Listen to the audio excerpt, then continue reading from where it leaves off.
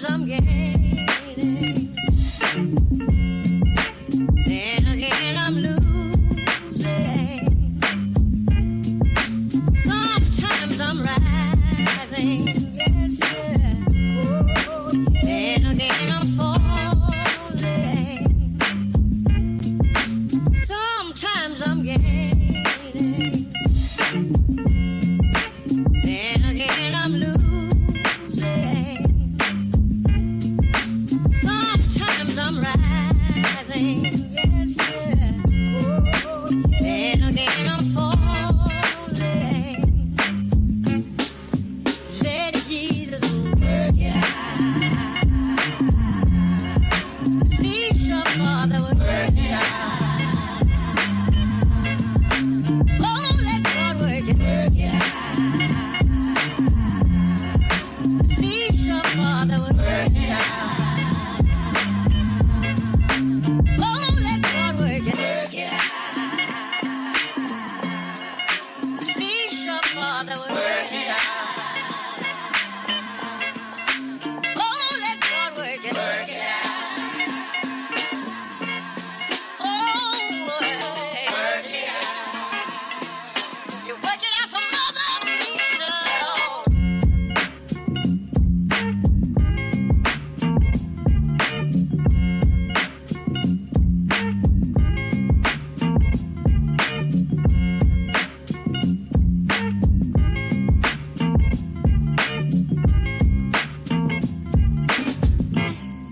Sometimes I'm gaining, then again I'm losing. Sometimes I'm rising, yes sir. Then again I'm falling. Sometimes I'm gaining, then again I'm losing. Sometimes I'm rising, yes sir. Then again I'm falling. Let Jesus work it out. Please, your Father would work it out. Oh, let God work it out. Please, your Father would work it out. Oh, let God work it out. Please, your Father would work it out. Oh, let God work it out. Oh, work it out. You work it out for Mother Teresa.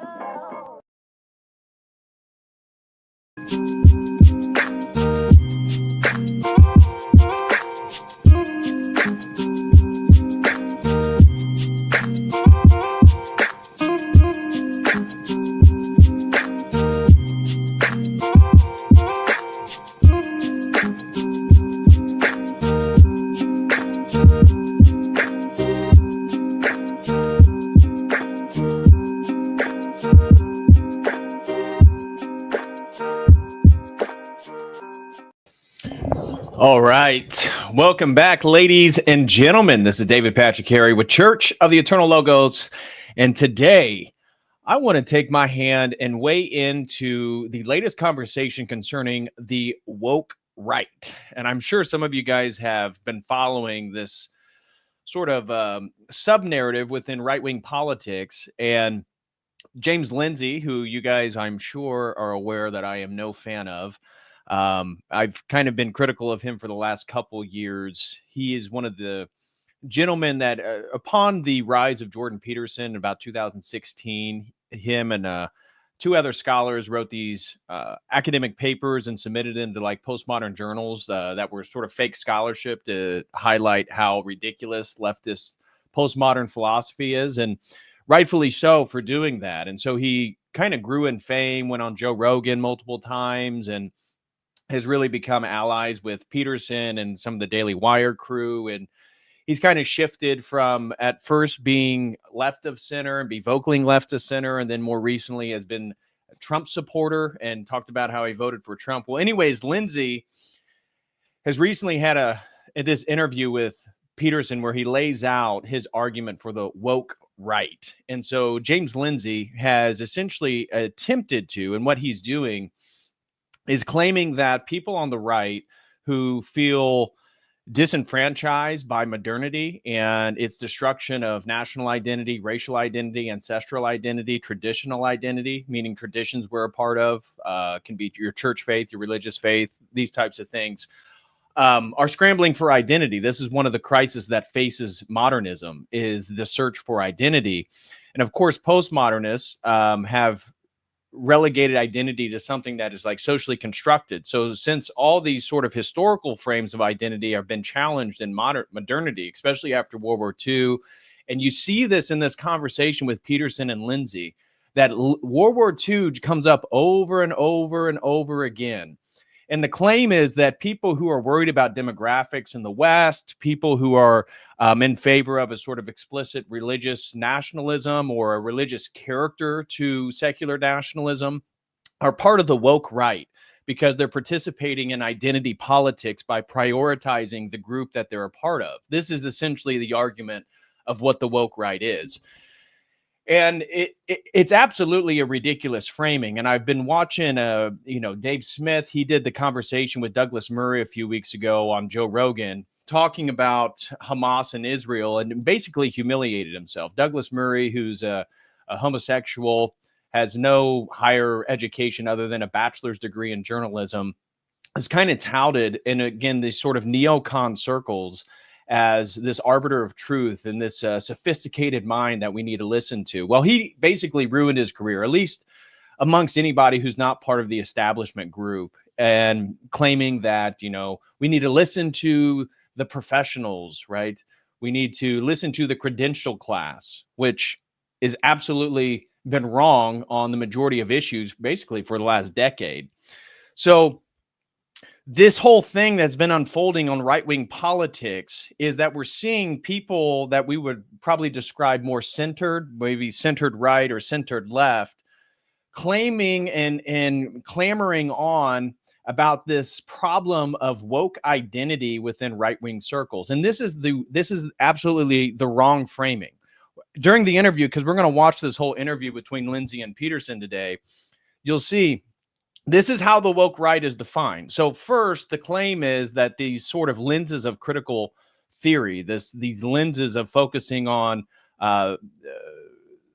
subjugated groups and group collective identity, is part of a postmodern trend.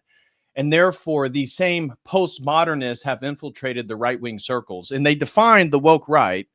And utilizing critical theory to define what's happening on the right wing is totally the misframing. And this is what I want to highlight today. And this is why I wanted to really participate in this conversation, because I haven't seen anybody frame this as what's really happening. And we talked about the MAGA movement being a coalescing of the technocratic Silicon Valley oligarchs, the Zionism establishment within America that includes lobbyists, Israel itself, Netanyahu, but the power structures, the ACL, all the movers and shakers, as you can imagine, have latched themselves onto the MAGA movement. And my argument, and what I have yet to see somebody actually claim or highlight regarding this conversation, is what's happening with, quote unquote, the woke right and the woke left, is a collective realization, whether conscious or not, that modernity is coming to an end. And so modernity, which is characterized by a few specific things, and these are not my opinion, this is literally what modernism is defined by, is the elevation of reason, right? So Lindsay and Peterson claim to be these classical liberals. And the problem here is that the people, the regime, those that the Democratic establishment, the Republican establishment, they are dependent upon modernity continuing forward, because whether it be globalism, whether it be transhumanism, technocracy, even, sort of the Trumpian make America great again, this is all dependent upon the modernist structure of central banking, democratic politics, individualism, secularism. It's dependent upon the presuppositions of modernity. And postmodernism is the recognition midway through the 20th century that the promises of modernity are lost. Modernism is not going to fulfill its promise of utopia, because what the Enlightenment project and modernism is built upon, as I said, is the elevation of reason, the scientific method, or science generally speaking, empiricism, individualism, the elevation of the individualism and divorcing them from the historic identity of community, tradition, religion, hierarchical structures in society. Secularism, this is another feature of modernity, is the creating of what we would consider these spaces, these humanistic spaces where specific religious identity and devotion are sort of nullified, and we're on this sort of general plateau of secular, political, rational ideology, this type of thing. So liberalism, democracy, and then the ultimate foundation of modernism is progress. So whether it be right wing or left wing, whether you're a classical liberal or you're a Burkean conservative, your worldview is built upon the presuppositions of modernity, in which science and technological advance are going to issue a utopian existence on this side of eternity. That is the implicit and explicit intention of modernism. And so evolution, progress, utopia, we can see how these things totally fit into a transhumanist worldview. And that's why transhumanism is literally defined by many scholars, not my own, but many people have written on this topic, as the epitome of the modernist project. It is man using science and technology and reason to transcend the ontological embodiment of himself.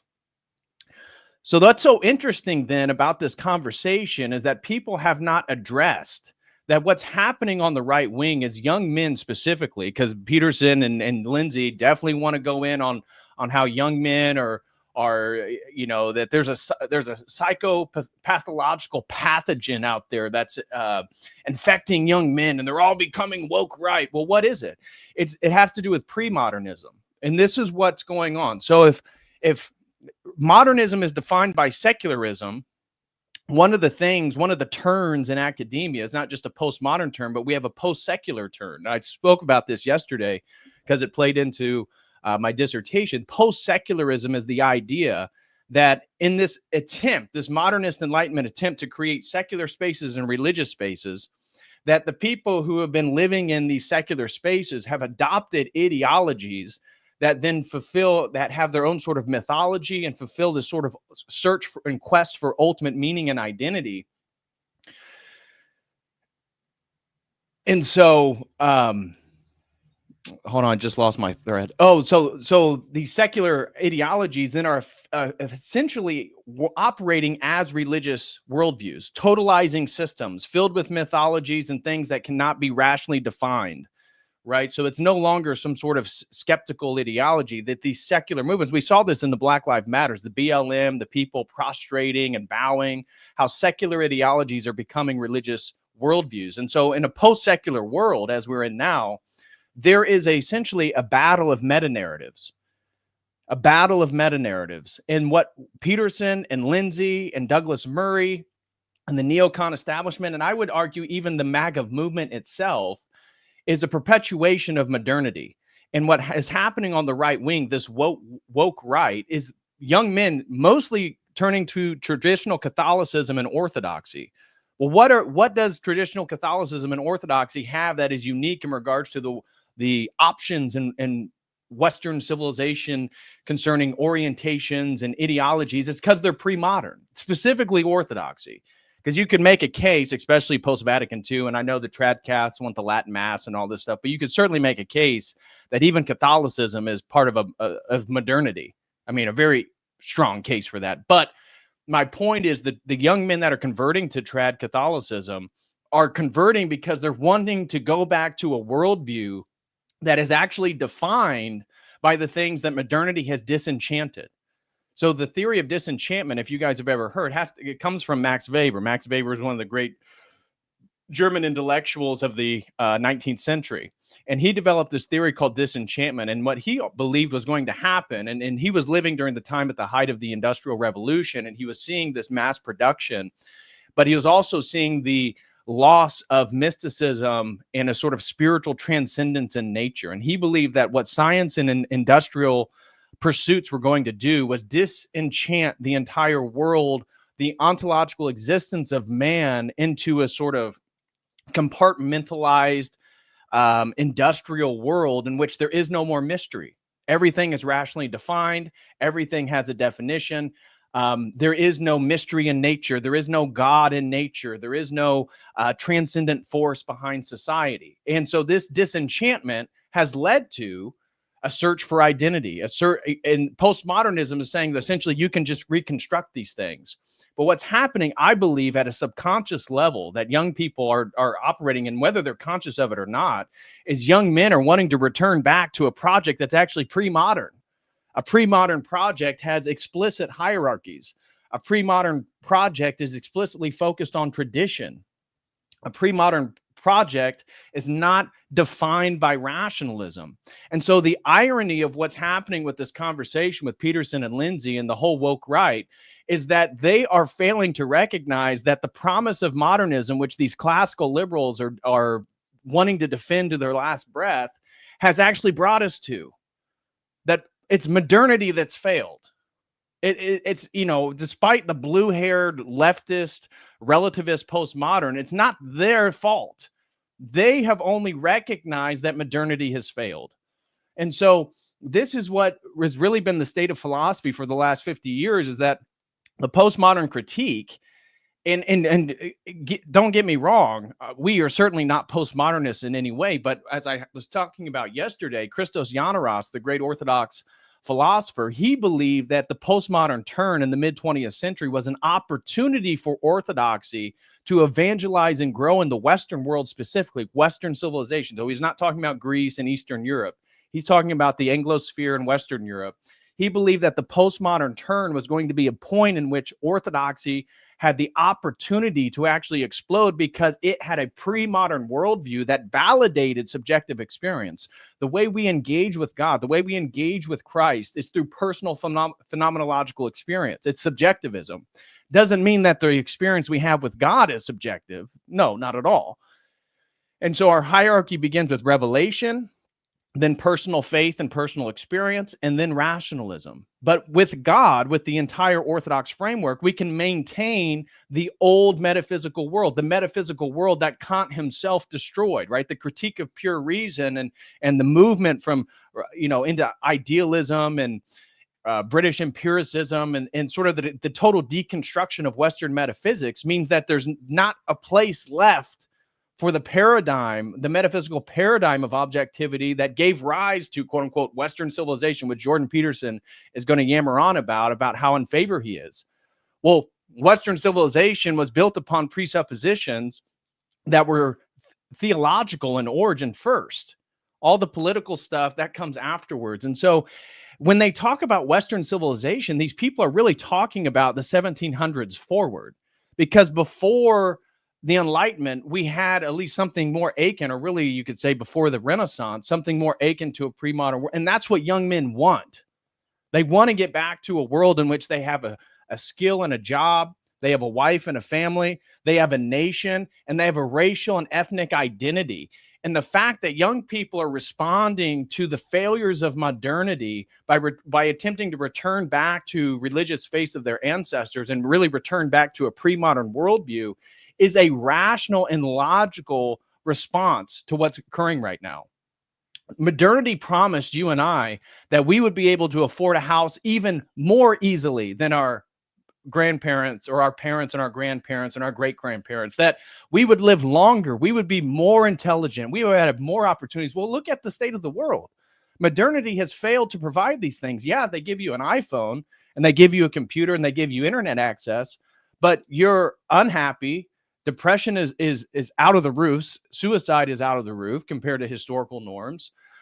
People have no identity. They have no community. They have no transcendent worldview. Modernity has failed, and there's no opportunity. So even if modernity accomplished its materialistic goals, you and I should be able to make more money. You and I should be able to have an easier avenue to owning a house so we can provide for a family. No, modernity has failed on everything. The only thing modernity has done has relegated wealth into small circles and essentially created an oligarchical system in the West. And so this conversation, and as we watch the Jordan Peterson and James Lindsay conversation, keep in mind what I'm highlighting about this pre-modern and postmodern response to the failures of modernity. Because I think this is what's happening, whether people are totally conscious of it or not. I think a lot of young men are wanting to get back. That's why the Crusades is it's so mimetic. The Crusades are so mimetic because young men want to get back to a pre-modern world in which their birthright was still available. What birthright do you have in the Western world? I mean, literally illegal immigrants who come into your country are given more rights and opportunities than domestic citizenry. So what birthright, what inheritance, what generational inheritance do millennials and Gen Zers get in the Western world? There is none. Modernity is failing. And this is part of the chaos of the contemporary world. And this is why nationalism is on the rise, because modernity promised these, look at the response to World War I and World War II with these sort of unified multinational leagues and the construction of the EU and NATO and these types of things. This is the eradication of national identity. This is what young people are actually upset about. And so this inability for Peterson and Lindsay, and the way that they approach this conversation about the woke right, they give no specific instances. They don't mention anybody in particular, although James Lindsay has been in particular upset with Tucker Carlson and Dave Smith and is an Aaron McIntyre. And so there's like a handful of people on the right, and they're claiming, again, wait till we get to this interview. They're claiming that all these people are basically psychopathic, that they have like repressions. No, this has to do with two people that are so committed to the modernist project that they feel threatened by the idea that people have a historical identity and are actually upset by the demographic replacement and things that are going on. So here's what I found in the entire interview we're going to watch. This is how Peterson and Lindsay define the woke right. So they utilize the method of critical theory. So if you're referring to identity, then you're part of the same people. You're a postmodern leftist, right? So they claim that the woke right, this is Lindsay's claim, the woke right are pathological postmodernists who are pretending to be conservatives. And in that, they are attempting to redefine the meaning of words, which ironically is exactly what Lindsay and Peterson are attempting to do. That they are part of a Gnostic enlightenment. Some of you guys probably saw the clip from this interview where Lindsay talks about, well, Lucifer means the morning star. And do you know what you do in the morning? You wake up. Woke. And it's like, what? Like, it's so funny because this conversation actually shows you why and some of the problems of academia, not like all these PhDs and intellectuals. It's ironic because yesterday I celebrated getting my PhD. And today I'm telling you, this is one of the problems, because when we watch James Lindsay, he's going to refer to all these books. So he's going to be talking about the woke right, the phenomenon that's occurring in the year 2025, and that a portion of right-wing politics in America are actually like leftist identitarians or something like that.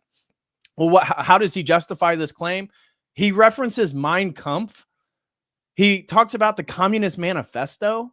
What? How does any of those things have to relate with 2025? Who gives a shit what Hitler said about something in mind? We're talking about 2025, guys. And so this whole conversation is so abstract that it could include anybody. And so ironically, what they're doing with the redefining of words and the sort of meta framing of the woke right is exactly what they're claiming that the left was doing. And that in a sense they have to do. Now, they don't phrase it this way. They say they're trying to prevent the right, the woke right, from doing that to basically the center left and center right, but it's what they're doing. And I think what we're watching and what we're going to watch for the next year, 2 years, 3 to 5 years is this flailing around of the establishment, of the neocons, of the liberal Democrats, of the defending of modernity, because modernity is collapsing. This is why Yanaros, and I think he's totally right, is why Orthodox Christians were not postmodernists, right? It's that we're pre-modernist, and being pre-modernist, we agree with the postmodernist about the failures of modernity. The failures of modernity. So the way that we would critique this as orthodox is a critique of the overutilization of rationalism. It's rational reductionism, right? We would critique modernity's excess of rationalism and the tendency to reduce complex human experience to empirical or material explanations. This totally demystifies. This is what Weber meant by the disenchantment, and he was absolutely right. What's another critique that a pre-modern worldview would have of modernism? The criticism of individual anthropology, right? We emphasize that the human person is inherently relational, communal, and oriented toward communion with God and others. And this is what is defined as an onto-relational paradigm. An onto-relational paradigm means that ontologically we are oriented towards a community, that the human species, the man himself as an individual is a collective piece. He is a communicative collective entity. He's not this atomistic, isolated thing that the Enlightenment says it is. And because of this, people live in their own silos. And this is where we get to. This is why modernity actually gives rise to postmodernism, that you and I all have our own truth. Because it's modernism that utilized rationalism to deconstruct the historical metaphysics that's built on the presupposition of God. In turn, has disenchanted the entire world of any sort of transcendent purpose. So how else do they characterize the woke right? Well, they say that it's a worry about the loss of identity. Well, that is literally a feature of modernity. That is what postmodernism is trying to do. Now, they respond by the loss of this disenchantment, this loss of historical identity. The postmodernists say, well, now you can construct your own identity. Postmodernism is agreeing with orthodoxy and the critiques of modernity, but they want to start a new project. They want to start a project from relativism, no universal meta-narratives, the outside, so the phallogocentrism, the central pillar of Christianity. They want the opposite. They want an anti-patriarchal, the fringes and the minorities are celebrated and brought to the center, and the center is actually pushed away to the exterior, to the fringes of society. This is the inversion of the so postmodernism is not consistent with orthodoxy. But what's happening in the West right now is people are searching for identity, and identity can only be found either in the pre-modern or you self-construct in the postmodern world, because modernity is just you consuming things and being able to rationally define yourself, because everything else is being nullified. And so this critique on modernity, it seems to have yet to I've yet to see Peterson or Lindsay actually respond how classical liberalism and the modernist project that they are a part of has actually contributed to the thing that they're then pointing their finger at and criticizing. How can you criticize young people, especially young men, for worrying about their identity when the nation is overrun by immigrants? There is no meta religious narrative. There is no ancestral identity. They're told that they're racist. And then when they speak about it, then you yell at them for being woke right and critical theorist and postmodern. What? It's so dumb. Just because somebody refers to identity does not mean they're a postmodernist or, some sort of phenomenological expressionist of social constructed identity. What? That is so stupid. That is so stupid. And that is the basis of his argument today.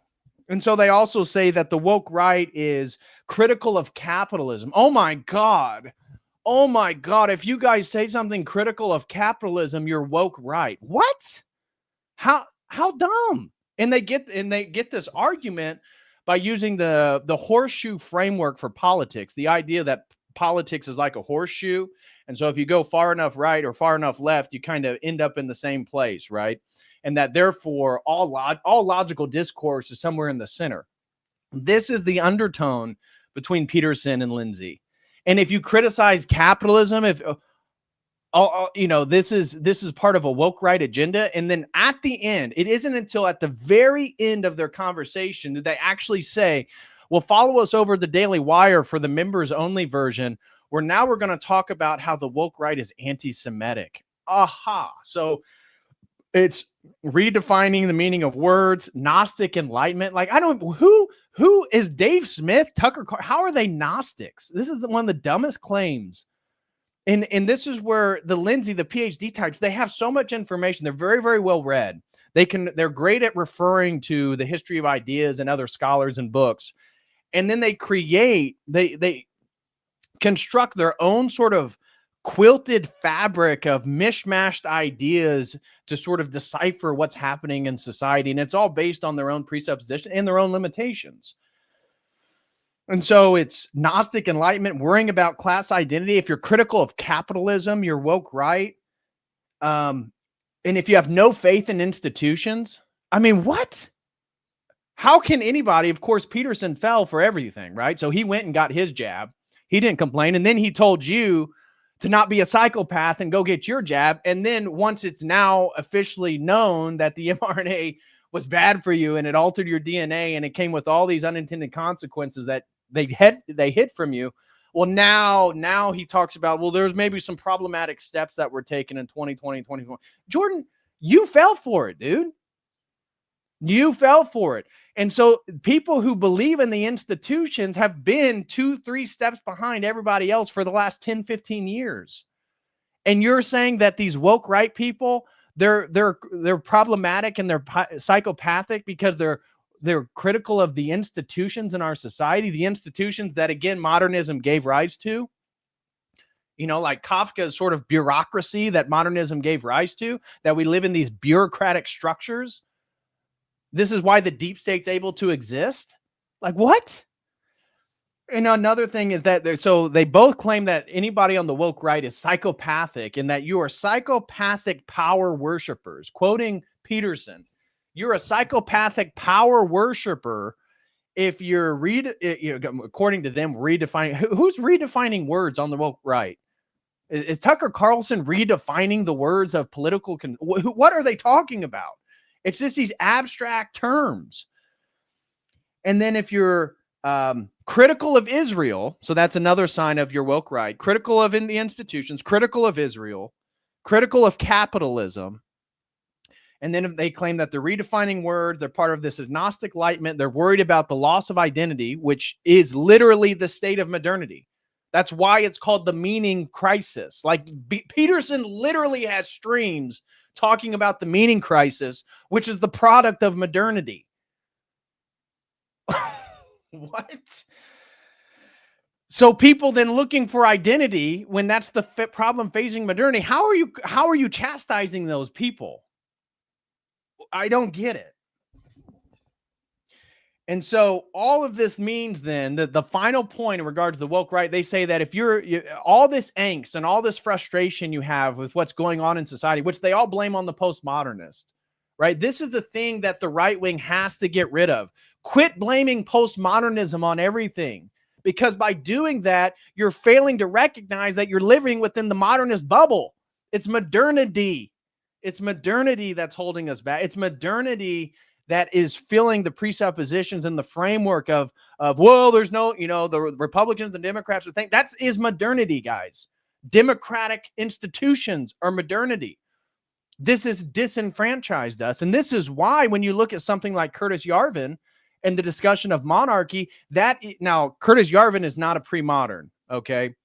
But he has been advocate, if you're familiar with Mencius Moldbug and Curtis Yarvin, the thing that he's advocating in regards to monarchy is that it's the most efficient system. And we can see that it's the most efficient system by looking at the way corporations operate in the marketplace. And so Apple, to be Apple, and whatever your opinion is on them, but it operates as a monarchy in the sense that the CEO has full central authority over the institution itself. And therefore, he argues we need to, if we want to be politically efficient and if we actually want to do something, we need to have a sort of monarchical structure. This is Yarvin's argument. And I don't disagree with him. Obviously, we're Orthodox. But my point is that the fact that is so appealing to young people right now, and that Curtis Yarvin really, for the last 10 years or so, has kind of been a thought leader on the right wing, is because it's a pre-modern idea. To go back to monarchy is to go back before the revolutions, the Enlightenment that was destroying the monarchy. That's what the French Revolution was. I mean, in America, our revolution was just breaking away from the British Empire. We didn't go kill the king. In the French Revolution, they actually killed the king. So we have to realize that it's modernity that we're facing, and we can talk about, I mean, the postmodernists, to me, they're not really a worry. These people aren't competition, if you know what I'm saying. The competition between those that are operating within a traditional religious pre-modern worldview, it's the modernists, it's the institutions, it's the neocons, it's the establishment structure that already exists.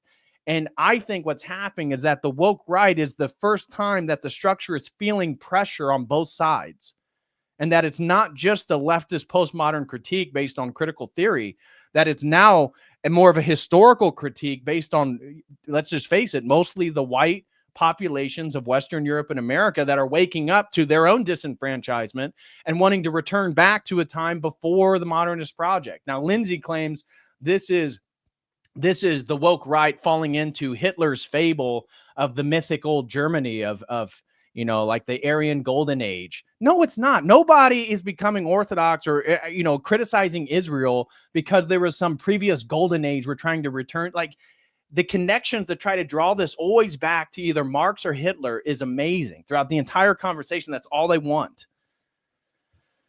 And so another thing in regards to orthodoxy that we would criticize modernity about is secularism. That we would identify secularism as a sort of spiritual and ontological alienation. And so to be pre-modern is to be against secularism. There is no such thing as secularism. Because in the post-secular age, secularism itself becomes a religious meta-narrative. And it's a way in which you develop your own mythical worldview that alienates then traditional religious people. So secularism is a spiritually devoid religious substitute that a pre-modern worldview would not participate in. Another one is the critique of technological utopianism, transhumanism. The pre-modern worldview does not believe that technological advancement or material advancement equates to the advancement of the human entity. Because we're a spiritual entity, we're a spiritual creature. And if we're a spiritual creature, the advancement of who we are as a species is way more and more metaphysical than just material GDP, iPhones, and computers.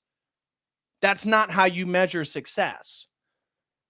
And so transhumanism, again, modernity, is built upon this idea that technology and science are going to continually progress, and therefore science is it's the epistemological arm. Science is going to know everything, and technology is going to engineer it. And therefore, eventually, if modernity continues long enough, we will reach utopia. Well, more people died in the 20th century than any other century in history. More people died in the 20th century than any other century in history. And we're still continuing the modernist project. This is why nationalism is on the rise. Nationalism, and this is why the pre-modern worldview is not relegated to just orthodoxy and traditional Catholicism. It's also paganism. That's why paganism is also becoming popular on both the right wing and the left wing, because it's a search for a spiritual worldview that's pre-modern. It's a search for authentic experience.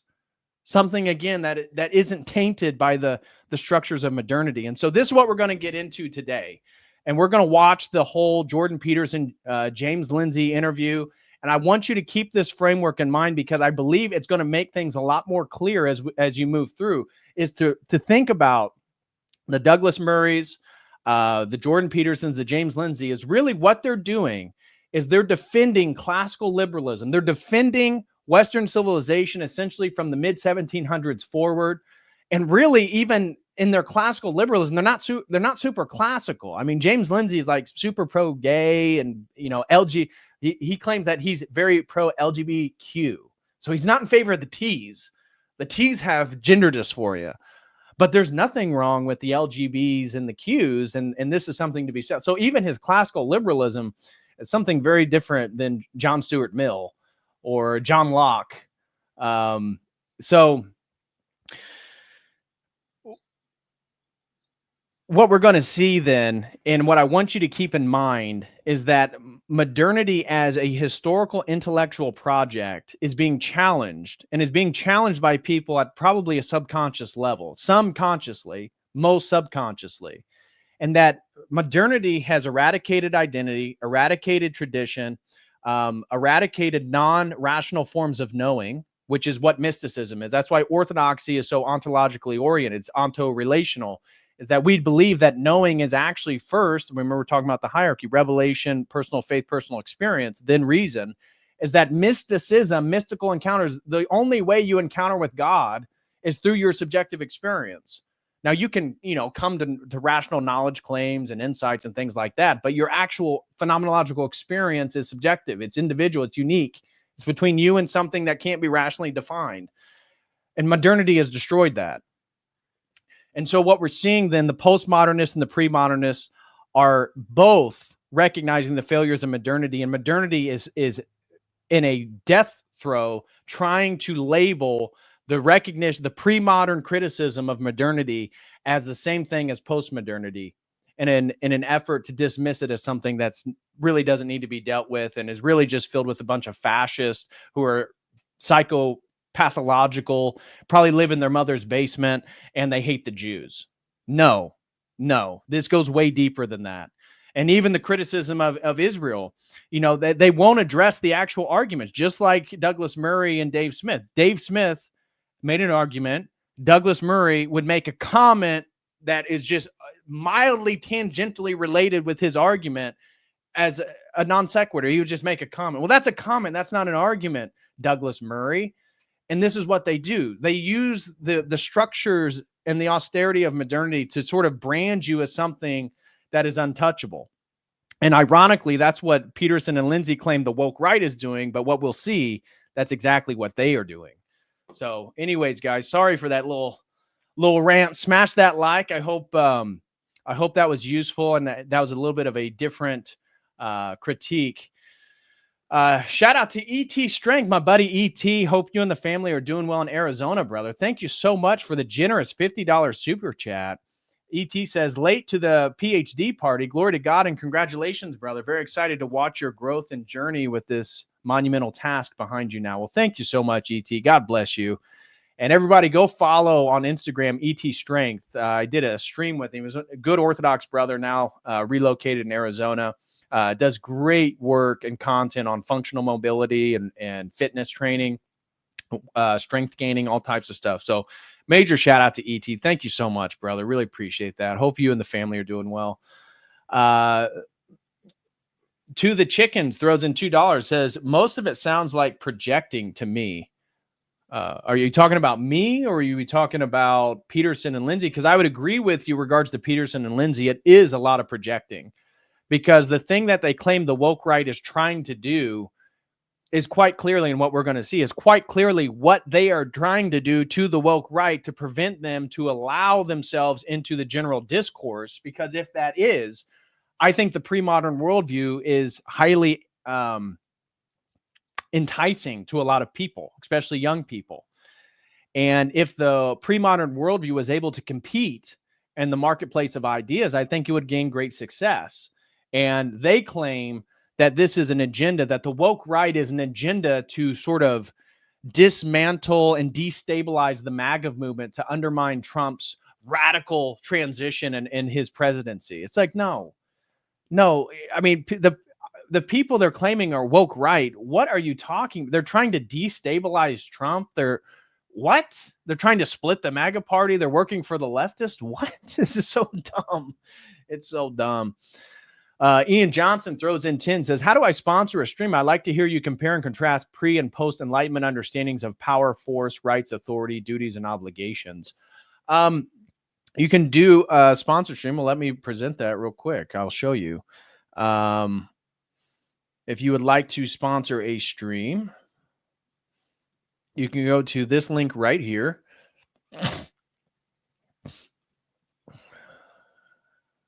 Okay, there's the link.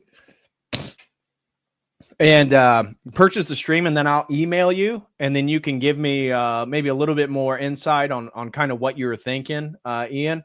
And so just use that link. I just posted in the chat. And if you go to my website, you just click on shop, and it's one of the products you can purchase. So if anybody out there wants to sponsor a stream, please do so with this link right here. It'd be a great way to support my work. And we've been having really, really good sponsored streams lately. Also, if you'd like to become a website member, go to this link right here and choose a membership. We have 3 different types of memberships at the website, with the think tank being the most popular, where we meet 2 times a month in a private Zoom meeting and basically talk about everything and anything that's going on in the world with a group of Orthodox men from around the world.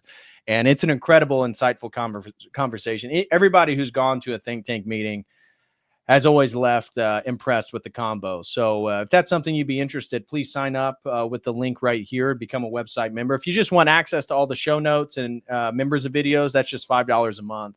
And you get 2 months free if you sign up for the whole year. And then if anybody would be interested in a one-on-one session, you can do so with this link right here. And if anybody is in the marketplace for some Orthodox items, make sure you check out orthodoxdepot.com. Use promo code COTEL, COTEL. You'll get 10% off. It'll help me out as well as a good Orthodox company here in the United States. So if you're in the market for icons, prayer ropes, incense lamps, whatever it may be, check out orthodoxdepot.com and use promo code COTEL. So with that being said, guys, let's get into because the rest of the stream here, we're just going to be covering the conversation on the woke right. And I hope everything that I sort of laid out here in the beginning becomes very apparent in regards to this modernity situation.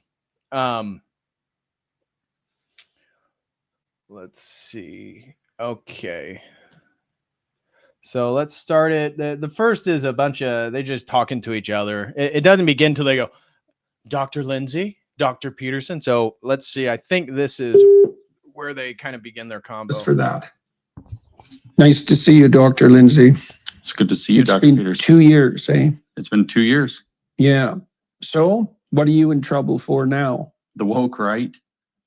Lay it out, man. It's a fraught term, right?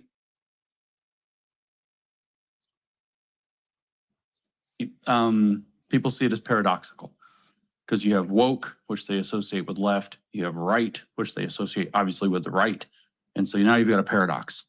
And so I've caused myself some trouble by calling a radical segment, not the whole right, a radical segment of the right, woke right, which I kind of started doing, I guess, last fall, September. I started using it before that, the term. I didn't invent the term. A lot of people accuse me of inventing the term or credit me with it.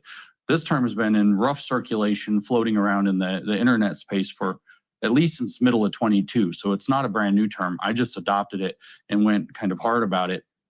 And here's what the meaning of woke means. So I did a little bit of an internet search and try to find the history of the term woke to figure out like what its use is. And it actually comes out of the African-American culture, specifically in the 1940s, talking about racial issues. And woke historically has always been in relationship to a sort of critical consciousness about oppression, societal oppression in its various ways. And that's where, in really the 2000 teens, so 10 through, all the way up to 2020, woke began to move out of the context of just specifically Black social oppression into a general context or awareness of gender, sexuality, economic inequality, environmental justice, decolonization, on all these sort of abstract ideas as a form of oppression. And so to be woke is to be part and parcel of the awareness of these forms of oppression. And what Lindsay is trying to do is claiming that people that live in these Western societies who are saying, hey, my country's bringing in a lot of immigrants, and it seems like they're trying to replace or displace the demographics here, and they're giving all them incentives while punishing the domestic population. He's like, whoa, wokester. Are you saying that you're oppressed? Are you saying that there's a societal oppression against you? You're woke. It's like, what? So that is the basis for him using this terminology and where he's getting it from. Glitchy Rhythm became a new COTEL man, I can't speak today. COTEL crew member. Thank you so much, Glitchy Rhythm. Really appreciate that, my brother. Matthew Johnson throws in 5, says Peterson and Lindsay made a career of critiquing the woke left. Now that it's been exposed so broadly, they don't know what to do. They're lost. Exactly. And that's where this doesn't work. Like just intellectually, and that's my point with the pre-modern and the postmodern in regards to modernism, is utilizing the same structure of analysis to critique postmodernism or critical theory or Marxism specifically, because for Lindsay, those are all the exact same thing. To use that same those same structures as critical methods against the right makes no sense, because it's a different thing. And just because both groups talk about identity, which is the commonality of the problem facing modernity, according to Peterson himself. I mean, they literally have John Vervaeke and Peterson and Paggio. They have all these videos on the meaning crisis. And Paggio, you know, he is the most insightful out of these guys. And I got to say, I know Paggio, very nice guy. I like Jonathan Paggio quite a bit. But it is, there's a meaning crisis. They basically just took the entire tool set that they use to criticize the woke left and now claiming that it's applicable to the right because they're talking about identity. No, it's not the same thing. The phenomenological construction of identity and, you know, thinking that a man can have a uterus and give birth, that is not the same thing as saying, hey, my ancestors have lived here for generations and we're being displaced. That is a problem. That doesn't make you woke. It's retarded. Red Fox throws in 5, says, beware of false prophets who wear sheep's clothing, but beneath are ravenous wolves. Love your deep analysis. What is Peterson's goal? And this is why, you know, his rationalism and his modernism has been the criticism of Christians, right? Because how does he utilize Christianity? He won't come to the full faith of saying, yes, I believe that Jesus Christ is my Lord and Savior. He died and resurrected and ascended into the kingdom, and I shall have everlasting life through him. No, he can't get himself to come there. It's a utility. It's about the social construction and orientation towards truth and order. And Christianity has the best meta narrative described. So his Christianity and his utilization of Christianity in the Bible is totally within a modernist context. And that's why, you know, myself and FDA and Jay Dyer, we've been so critical of Peterson, is because, dude, what are you doing? You're appealing to Christianity, but divorcing it from its historical roots and traditionality so that it can be some sort of utilitarian, tool for society. No, man, no. Hauling the Goods, COTEL crew member for 4 months, says this interview is such a joke and fake. I mean, Peterson and Dingleberry Lindsay. Yeah, I can't stand James Lindsay. Just hearing him talk. I mean, and some of the ideas, I get what he's trying to say or where he's going, but he gets under my skin. Just hearing him talk, his sort of fat, chubby face and his overly assuredness. Ugh, just. All right, let's get back to it. And the simplest explanation I give people for, well, what do you mean by woke right? How does that make sense? And I say, well, it's woke people who call themselves conservatives. And some of them don't, though. They call themselves right wing. And they distinguish that conservatives and right wing are different. But it's woke people. So the whole suite of behaviors, beliefs, even the deep metaphysical constructs underneath those beliefs. And as you recently pointed out, I think the psychology that generates those beneath all of that, the cluster B personality disorders are presenting, and the psychopathologies, psychopathy itself sometimes, all of that kind of feeds upward into this concept of woke, which I think and so just mind yourself, keep in mind while you're listening to this, my worldview as an Orthodox Christian by James Lindsay's standards would be considered woke right. I mean, the church itself is critical of the secular state or Jewish state of Israel, however you want to frame that. The Orthodox Church, we're critical of the way the institutions are operating in Western society.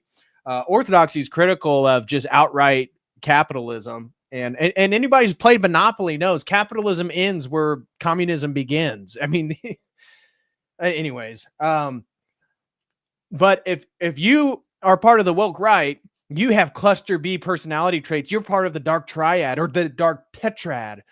It's like, what? I mean, the way that they are talking, they would think that you're talking about a serial murderer, a serial killer. And it's like, no, they posted edgy memes about Israel. These people are psychopathic and they have anonymous accounts. Can talk pretty fruitfully about. But I don't believe it can only be presented through, left-wing causes.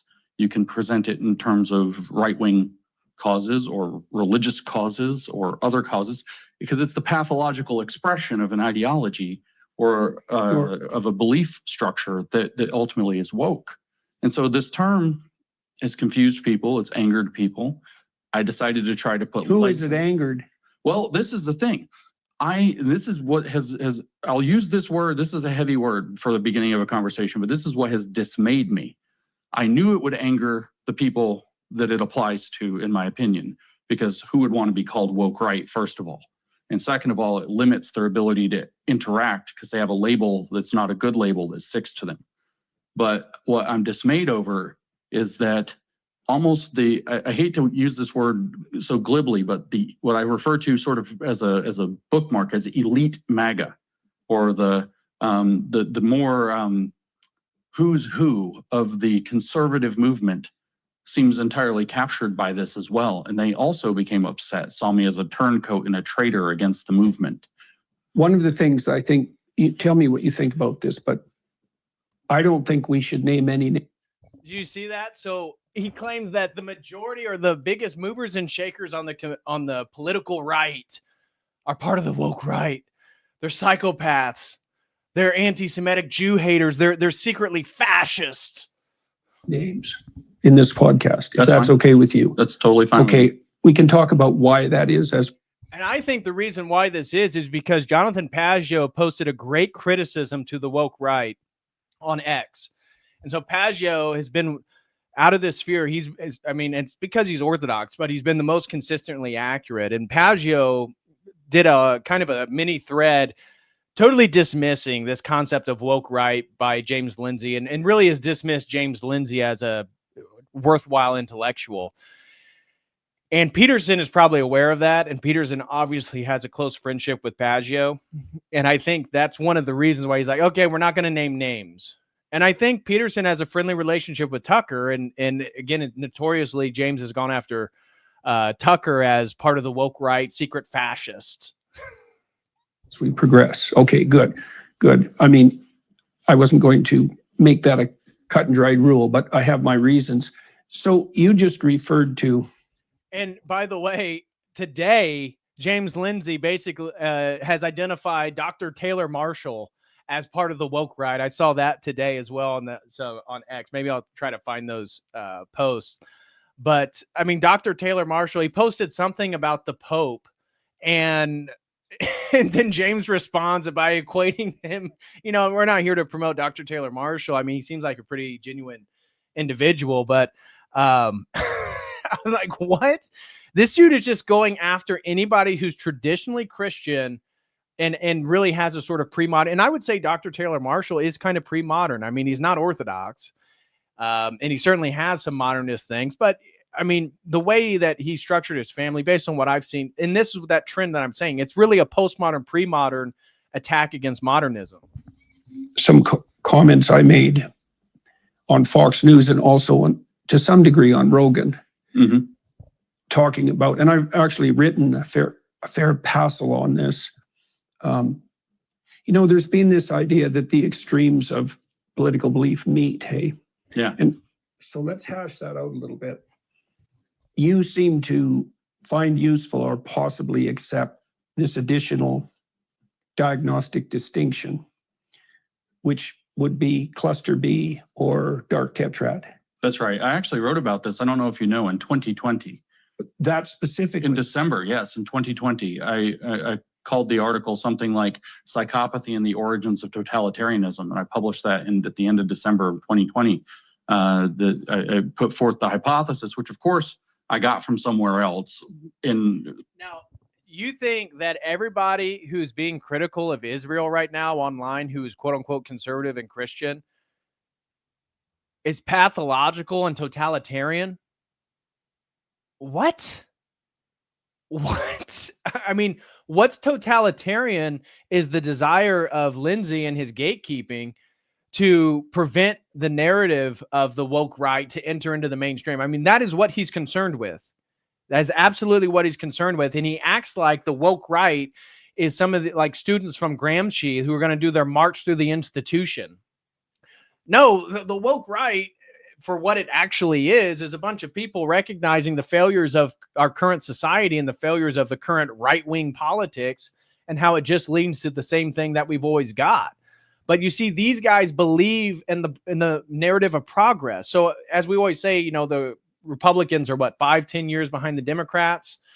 And so this idea that the political parties are dialectic and they're balancing each other out in, you know, an enlightenment rational way, and that it's continually moving forward, it's continually progressing, right? This is what Curtis Yarvin talks about, how when you take the most right-wing person in 2025, like let's take a right-wing commentator, Steven Crowder. You take Crowder and you compare him to a mainstream right-wing thinker in the 1800s. Well, the guy in the 1800s is more right-wing, and so on and so forth throughout the centuries. The older you go back, the average right-wing opinion is more right-wing. So what is this historical phenomenon that's constantly moving us towards progress? This is the underlying meta-narrative. This is the essential meta-narrative that has shaped modern Western society, is that whatever the progress is, the mashing together of these opposites somehow is going to lead to something better and greater. No, that's been a total failure. The idea of unending progress is what postmodernism and pre-modern Christianity rejects. There is no such thing as unending material progress. The only unending progress is our spiritual progress back to Christ, to become Christ-like. That is unending. Material progress is not unending. Significant part. I had read that infamous, quirky, but I think important book, Political Ponerology. Yes. Is that Lobachevsky or something like this is that name, the author. And I had read that and found it striking. And at the same time, almost, I think sometimes, you know, a chapter here, a chapter there. I read I think one of the most important essays in English, which is Joseph Pieper's Abuse of Language, Abuse of Power. I don't know if you've heard of this. Joseph Pieper was a Catholic, and he wrote this, I don't know what else he did, honestly. I should probably look into it, but he wrote this essay, Abuse of Language, Abuse of Power, and talked about how tyrants arrange an abused version of the prevailing language to mislead people into the tyrannical program. And is that what the woke right's doing? We're abusing language and trying to lead people into a tyrannical program? What? Yeah, it's in two sections, two parts. It's been 5 years since I've read it, so forgive the details. But there's, in a sense, two chapters to this long essay. And one of the two is very Catholic in its orientation, and one of them is this more general thesis. And it was extremely interesting. But of course, in political ponerology, you also have the discussion of the importance of language, which of course we were seeing with the social justice woke movement as well, that they're misusing words like racism very blatantly. And so in political ponerology, you have this claim he makes that he says, well, with the psychopath, what he calls a pathocracy, what you have is you have people who are psychologically disordered, who create a vision of the world. They need other people to play in it. And the way that they do this is by creating, he calls it a second language. So it's the same language, but the words now refer to other things. Of course, having read the postmodernists like Derrida, I'm picturing all of That's what happens in the Tower of Babel. That's right. That's right. That's exactly right. Words. I love this. And throughout this conversation, Peterson's constantly going to refer back to like Cain and Abel, the Tower of Babel. The Tower of Babel is literally modernism. It's the idea of unending progress, that somehow we're going to transcend ourselves, right? Like transhumanism. What? And what I love is that his reference to all these biblical narratives are referring back to a pre-modern worldview in which these dialectics and these structures don't exist. That's not even how people think. Lose their meaning and no one can understand. That's right. And who on the right is trying to redefine language? They get into institutions and they take over institutions and then they redefine language. Who? What institution's being taken over by the woke right? X? What? But he can understand each other. So they reorient the discourses, and then what he says actually solves the tyrannical problem. This is the Lobachevsky's, if I'm saying his name's right, his thesis. What solves it is that a third language evolves that unmasks the second language and allows people to see it for what it is and in fact laugh at it. And so this is what takes it apart. So I read these two essays and I'm taken in by them. Of course, I'd been reading the postmodern literature quite a lot. I had been reading Lyotard, the postmodern condition, and he has this very confusing section. They're all very confusing sections throughout the whole book. This very confusing section about this thing called legitimation by parology, that he accuses all knowledge-seeking enterprises, including the sciences, of being legitimation by parology. And there's this story that goes along where he's teaching legitimation by parology to his students at some point, somebody's teaching Lyotard to their students, a philosophy professor, and says, okay, so what do you think legitimation by parology means? And everybody comes up with crazy ideas because you can barely get it from the text. And finally, the professor says it means false legitimation through consensus. You get everybody to agree. Okay. And so I framed out this essay in terms of saying that what the pathocracy or the pathological ideological state, which becomes a vehicle for that pathology that serves the psychopaths at the center of it, the way that it operates is it generates a parology, a second false logic that defines the ideology, and a paramorality, a second false set of values and virtues that also defines the parameters, the social parameters, and the psychosocial parameters. How do I know if I'm a good person? How do I fit in with my society? And so I write this long essay. My poor assistant, I got in trouble for this. I had him publish it on Christmas. I was so excited about it. Christmas Day, we put this out. And, very long essay explaining that this is what I see as at the root, because I was trying to diagnose and explain to people what nobody was calling woke yet at the time, at the end of 2020, or maybe we had just begun to call woke. We were trying to diagnose and explain this social justice left phenomenon. And so I put out this essay and said, I think at the root, underneath the whole thing, there's the same psychopathologies that motivated people like Lenin and Stalin and all this. And I didn't have the psychological chops. I was aware of dark triad or tetrad terminology. I did know quite a bit about the cluster B personality disorders because I knew some people who were basically rabid feminists in the 2010s, and they were all talking about how they had various schizoidal personality that one. Great point, Racy. Woke right 2025, alt right 2016, same BS. Absolutely right. Nailed it. Maybe cluster A, I'm not totally sure. Yeah, and then they had the, borderline, antisocial, histrionic, narcissistic would come up again and again. And I think that actually is paranoid's cluster C, right? Yeah. My reading, for example, of Derek Bell, one of the founders of critical race theory, is that he had very likely suffered both paranoia and schizoidia, which are both mentioned by Lobachevsky as well as indicative. I can't say any about any of the cluster Bs. So that I think it's a little broader than just that one cluster. Yeah, this is a big one. This is a big one that they're labeling, which they do throughout this entire convo. You'll listen, both Peterson and Lindsay are labeling a massive swath of the population. Now, at one point, I think Peterson here soon is going to talk about how it's like 4 to 5% of the population. But based on the conversation, they're talking a lot more than just 4 to 5% of the population. And out of those, it's just the small segment that's right wing.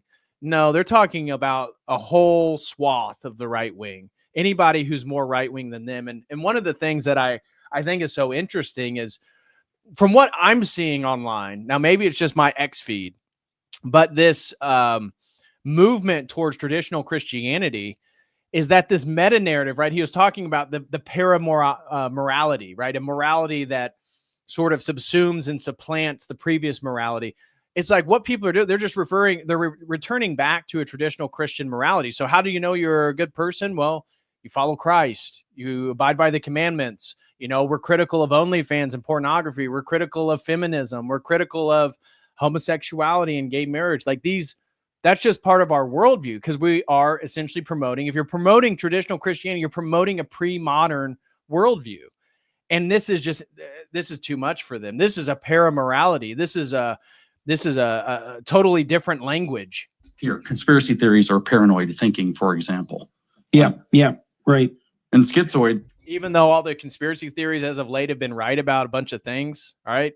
I'm curious what Lindsay's thoughts were in 2020 when the coup was going on and everybody was talking about the lab theory, the lab leak, and gain of function, and we were being dismissed and told, no, it's bat soup. I wonder what Lindsay's thoughts were then. I'm curious what his opinions were. Did he fall for the establishment narrative? Because I would assume that he did. I'm curious also what he felt about the jabs. I'd be curious to know if James Lindsay got jabbed.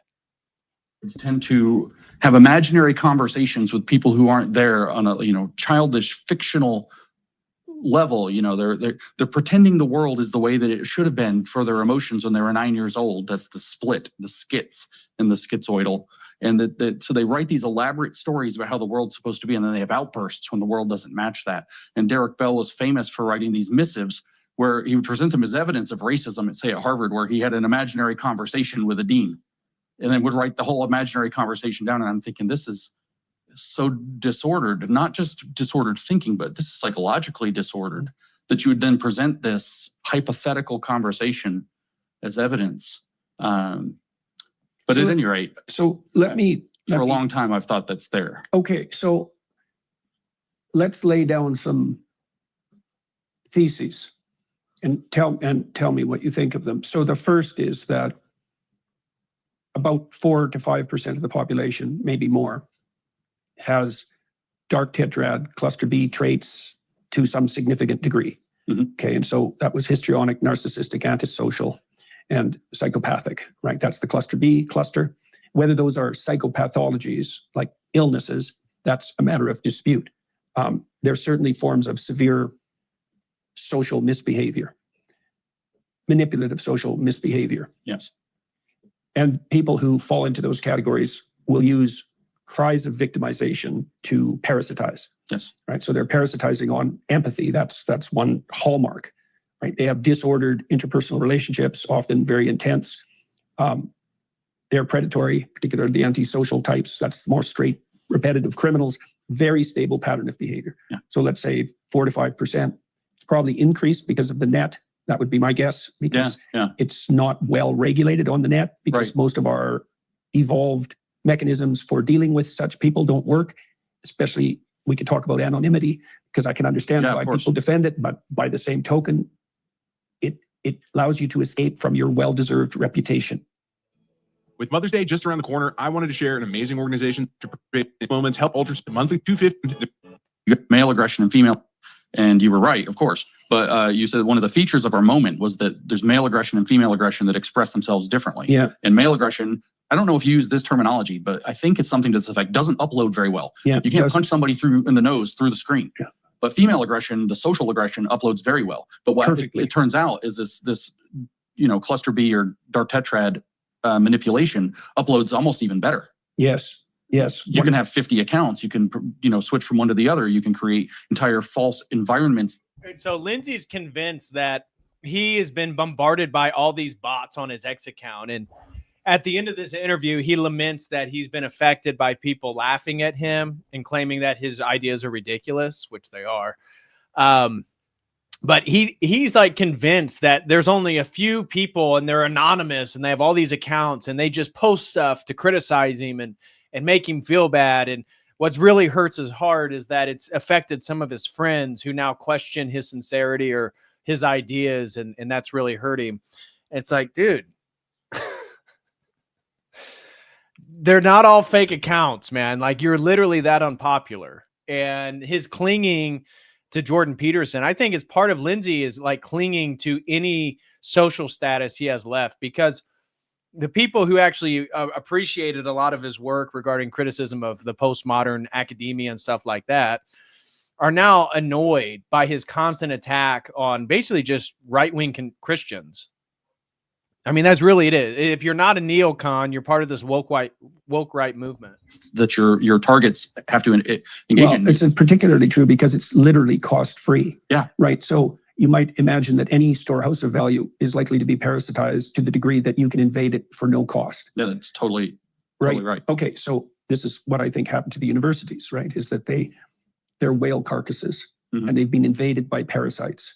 And the whale carcass idea is a very old one. It's a huge storehouse of value, right? So since World War II, the West was on a pretty productive trajectory, and we generated massive storehouses of value in many, many places. And those would be financial storehouses, but reputational storehouses, that's even more germane. Like Harvard has both. It did have both, right? $53 billion plus a stellar reputation. Yeah, the best brand in America. Exactly. And In the world. Next to Disney. Yeah, right. Right, which is another storehouse of value that's been severely parasitized.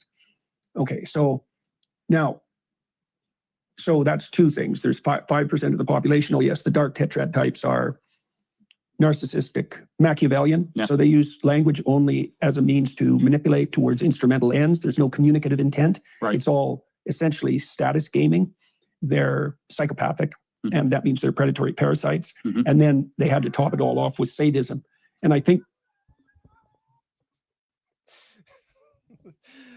I just find it a bit humorous about like the armchair diagnosis of massive swaths of people about how they're sadistic, sociopathic, psychopathic parasites in society.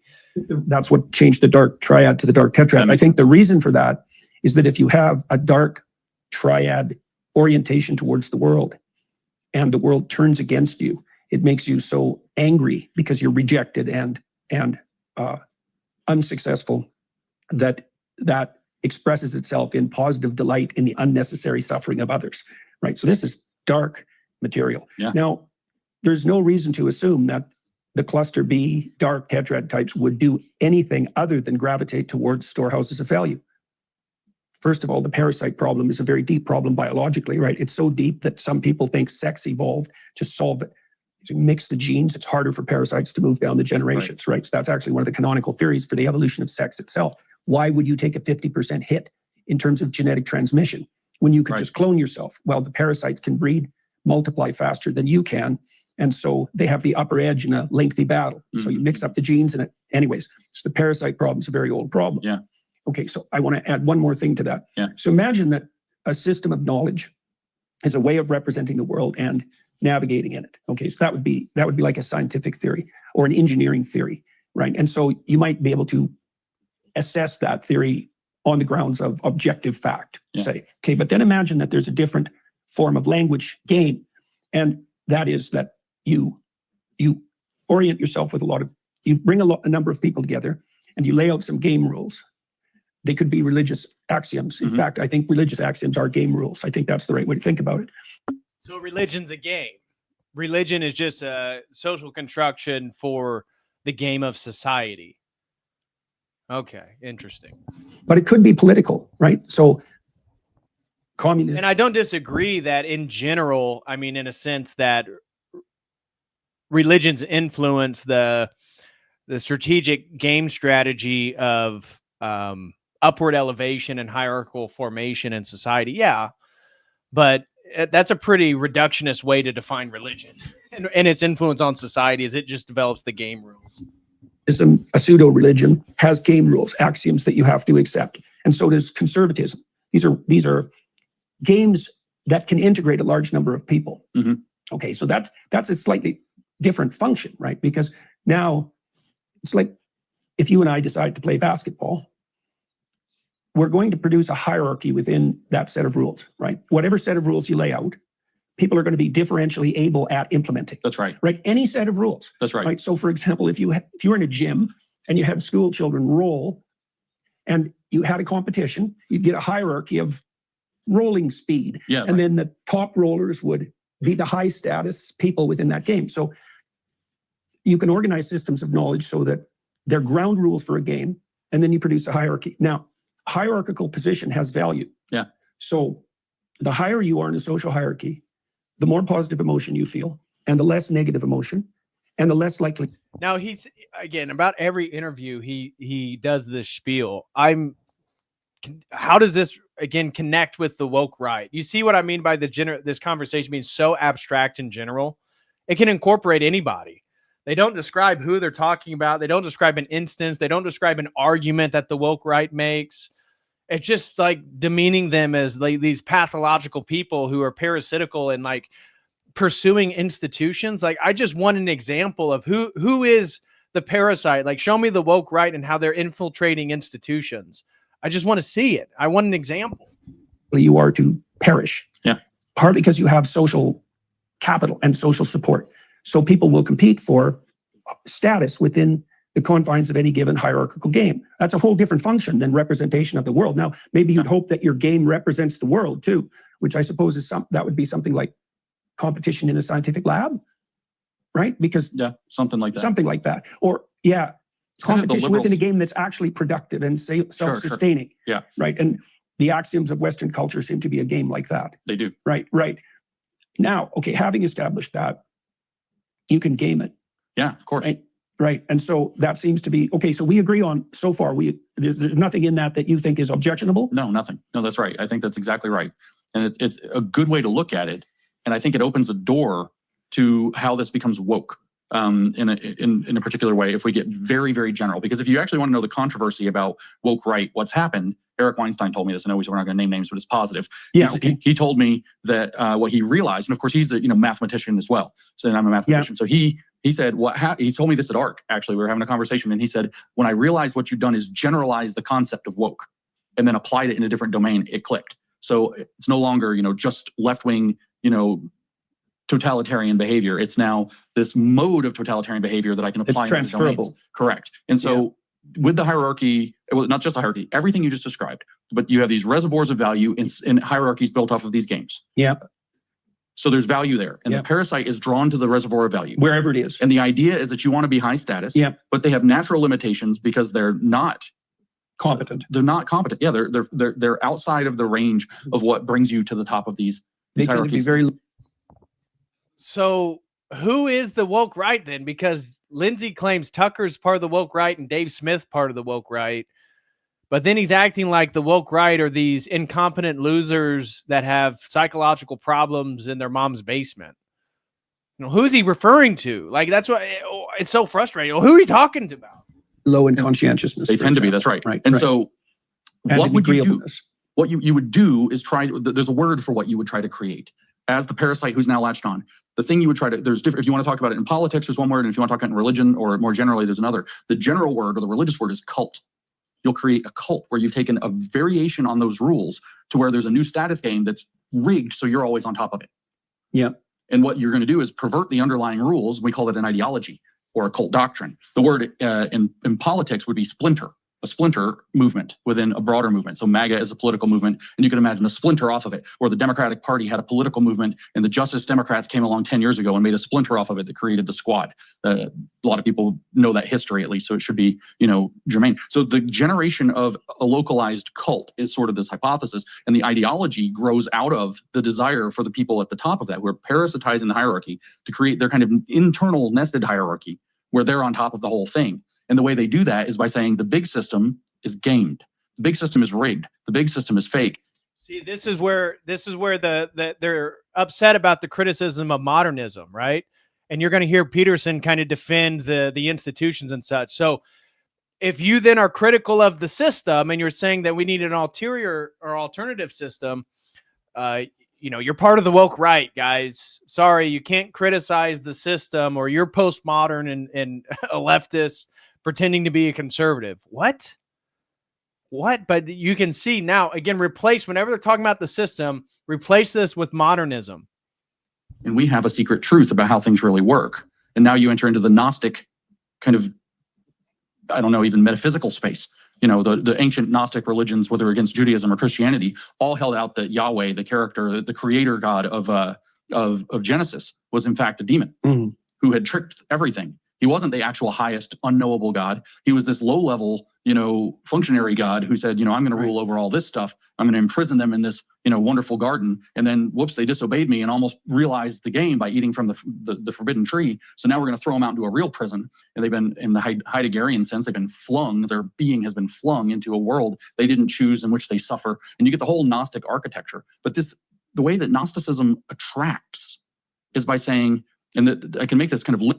The irony is enlightenment is literally referring to illumination. The Enlightenment project they're defending is literally neo-Gnostic. Literally has Gnostic overtones and presuppositions about the role of reason and scientific knowledge and technological advance. It's literally that. And Eric Voegelin has a great book on science as Gnosticism. It's a famous book from the 20th century. Highly recommend looking up. Just put in Eric Voegelin, Science, Gnosticism, and I forget the exact title, but it'll pop up. Where are they talking about? The woke right is people that are parasite psychopaths who has infiltrated institutions, taken the top position, are forming sort of ideological cults that are tangential to the MAGA movement, and that they're formed with a Gnostic spirit because they're criticizing the system that is? I mean, is that not literally what he just said? Did I not just steel man essentially what he said? How does that make any sense? Literal to things that are happening in our world, if we have to, is that the authorities in the existing game know so much, but they don't want you to know everything. They don't want you to know more because you might surpass them. They're trying to keep you down. But if you come with me in my cult, I'll tell you the real secrets. That's an appeal to paranoia. Who has these cults? Like, are they talking about Andrew Tate? Is this about Andrew Tate? Like, who is he talking about that's woke right who has a cult? What is he talking about? Too. Sure. And that's going to be more effective under conditions of extreme uncertainty. Sure. Okay, so let's concretize this a little bit. Sure. I'd like to talk about, we can talk about Douglas and Joe. Sure. I think. Oh, yeah, that's right. He mentioned he went after Candace, and so did Jordan Peterson. Jordan Peterson went after Candace as being psychopathic in her criticism of Israel. So that's a great point, Jay. I totally forgot about what they said about Candace. That's a great point.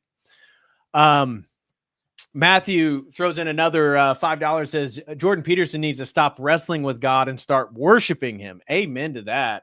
I cannot believe studying the Gospels as he claims he hasn't found Christ.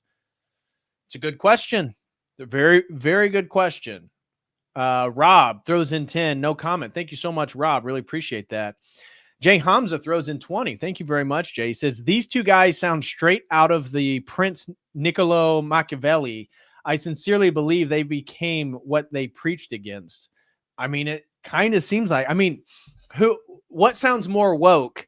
The people they're claiming is woke on X or this conversation, who won't name anybody, won't say a specific argument, won't give a specific instance or example, but just makes these mass generalizations about a large swath of people. Which one sounds more woke to you? Jason McGinty throws in 5. Show me on the doll where the woke right touched you.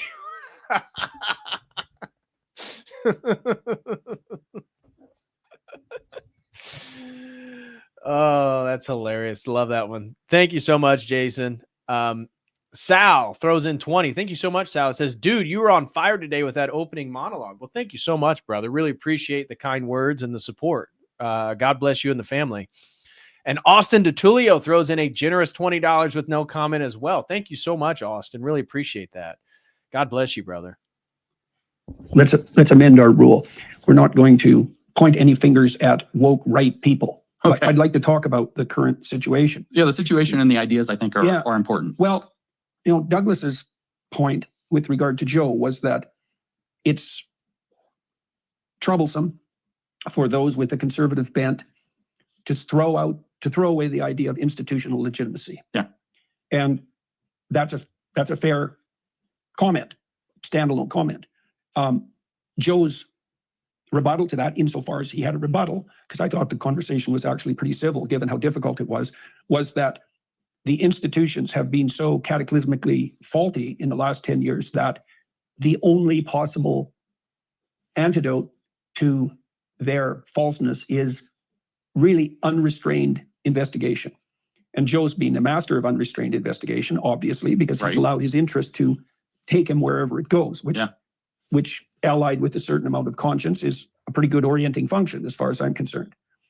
And I'm at a loss to some degree how to reconcile those viewpoints, because I think it is a cataclysm that the institutions have become unreliable. But let's walk through them a little bit. I think the universities are gone. Me too. I think that Harvard is having this war with Trump, and that Trump is 100% right. Yep, me too. The president of Harvard, in my understanding, said to the Trump administration that it was unfair to punish the researchers by withholding their research funds. But I look at that and I think those researchers have been filling out DEI statements for 10 years. Yeah.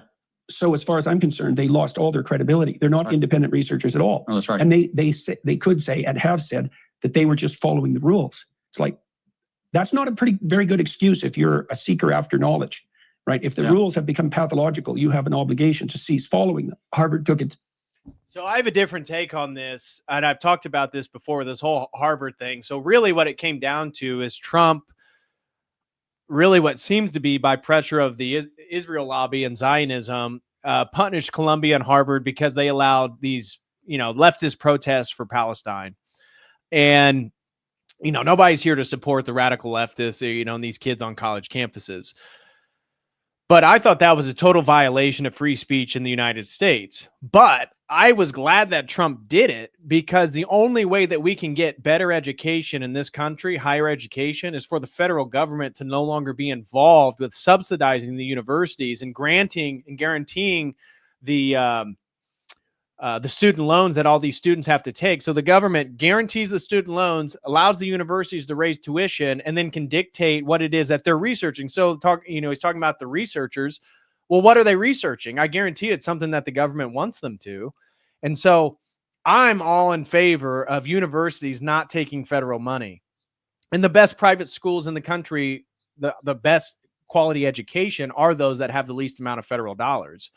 So I'm in favor of what's happening, but not on the basis of what Peterson and Trump, because really deep down their criticism is that these institutions, based on their DEI, are actually anti-Semitic, right? That's really what it comes down to, because Peterson and Trump, I didn't hear much on trying to punish the universities for being anti-white.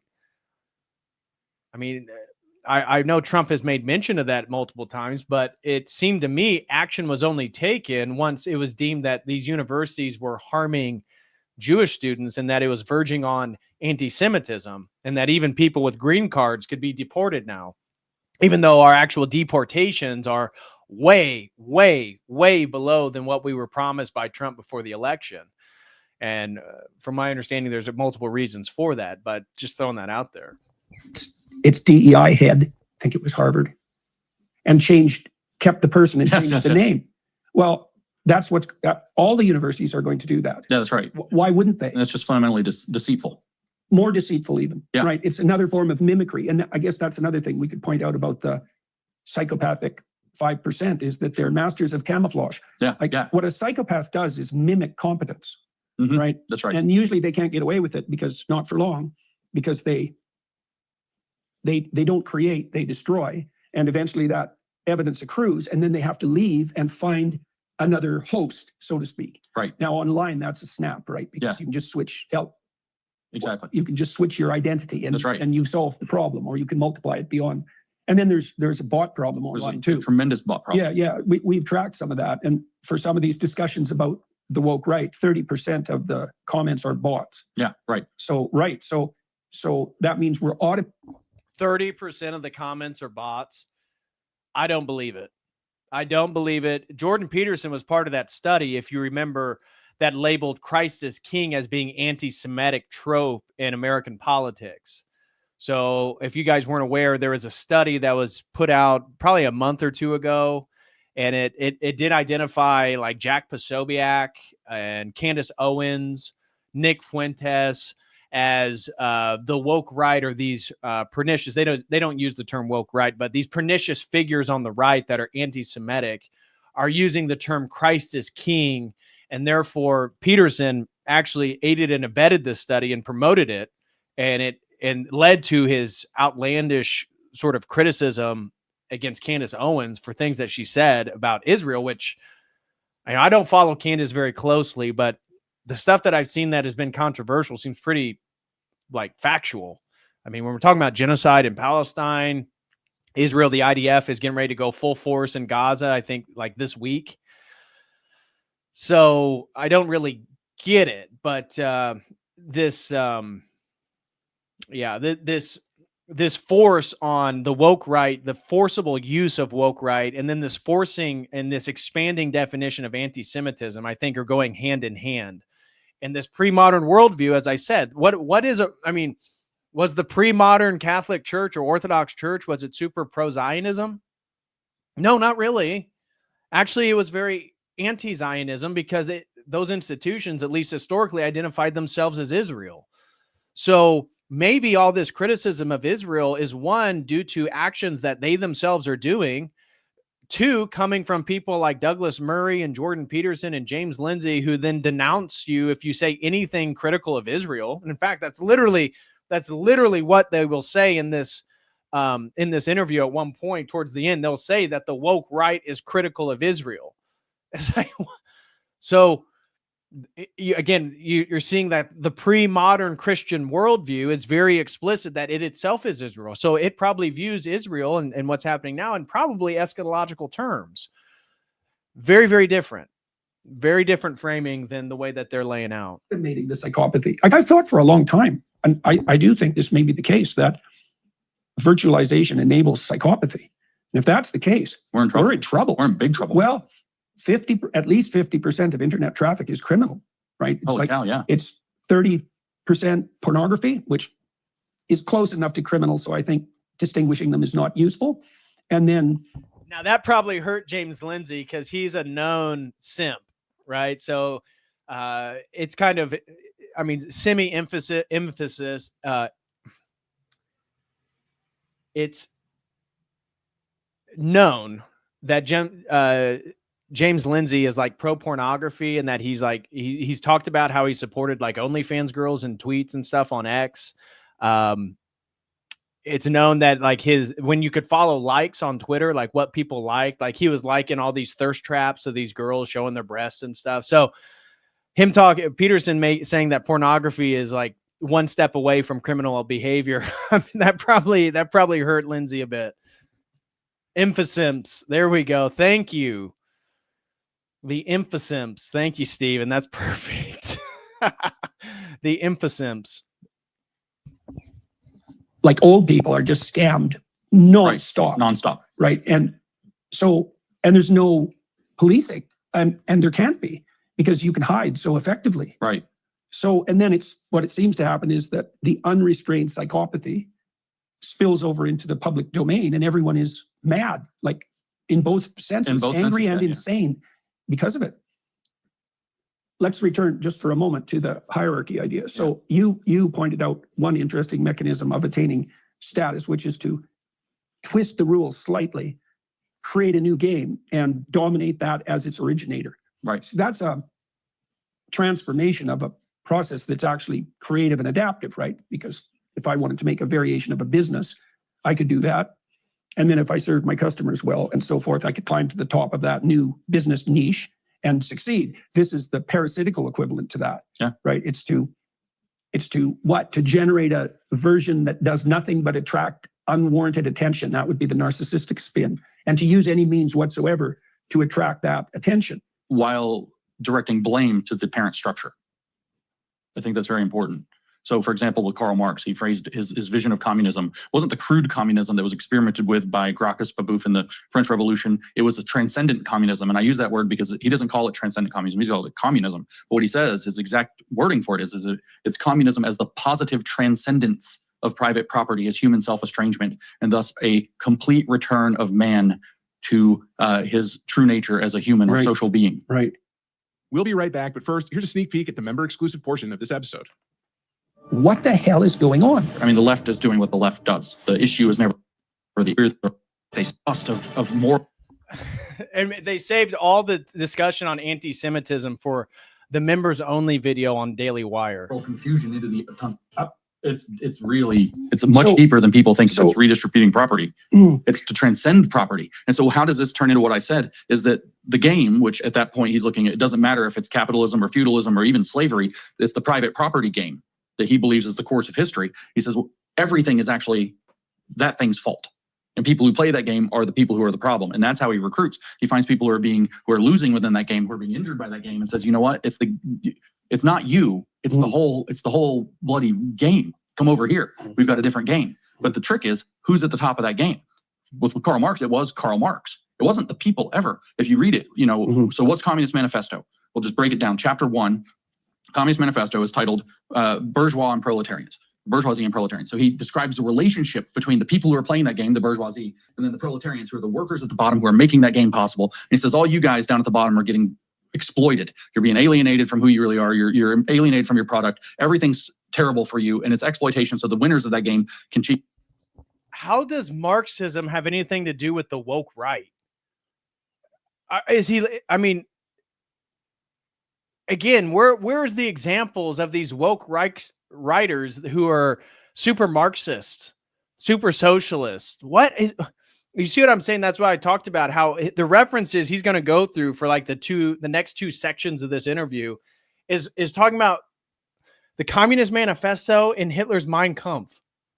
What does that have to do with the woke right?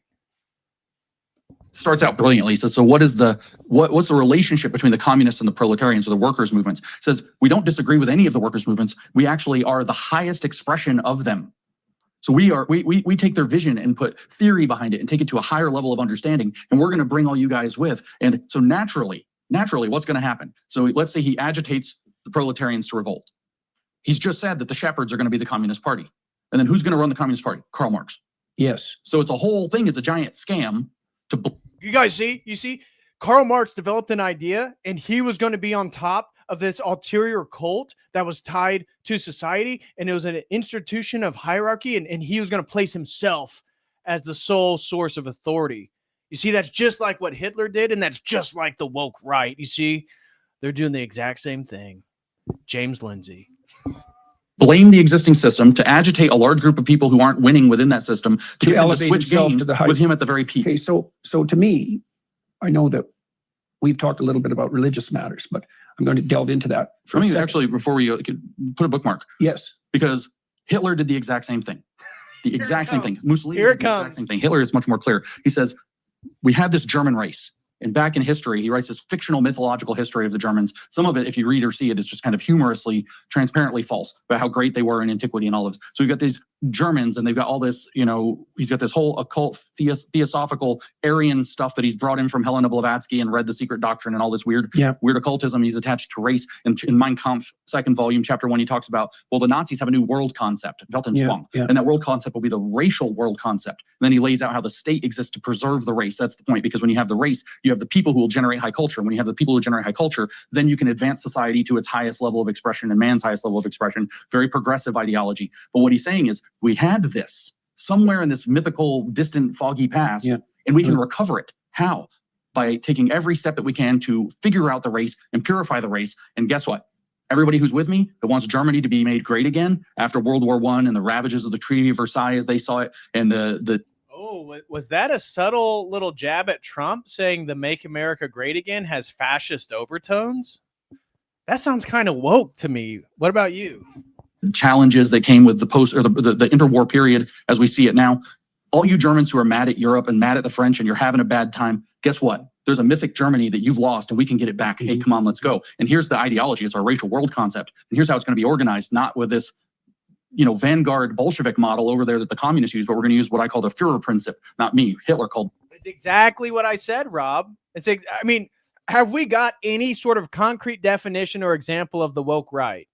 We are 38 minutes into this interview.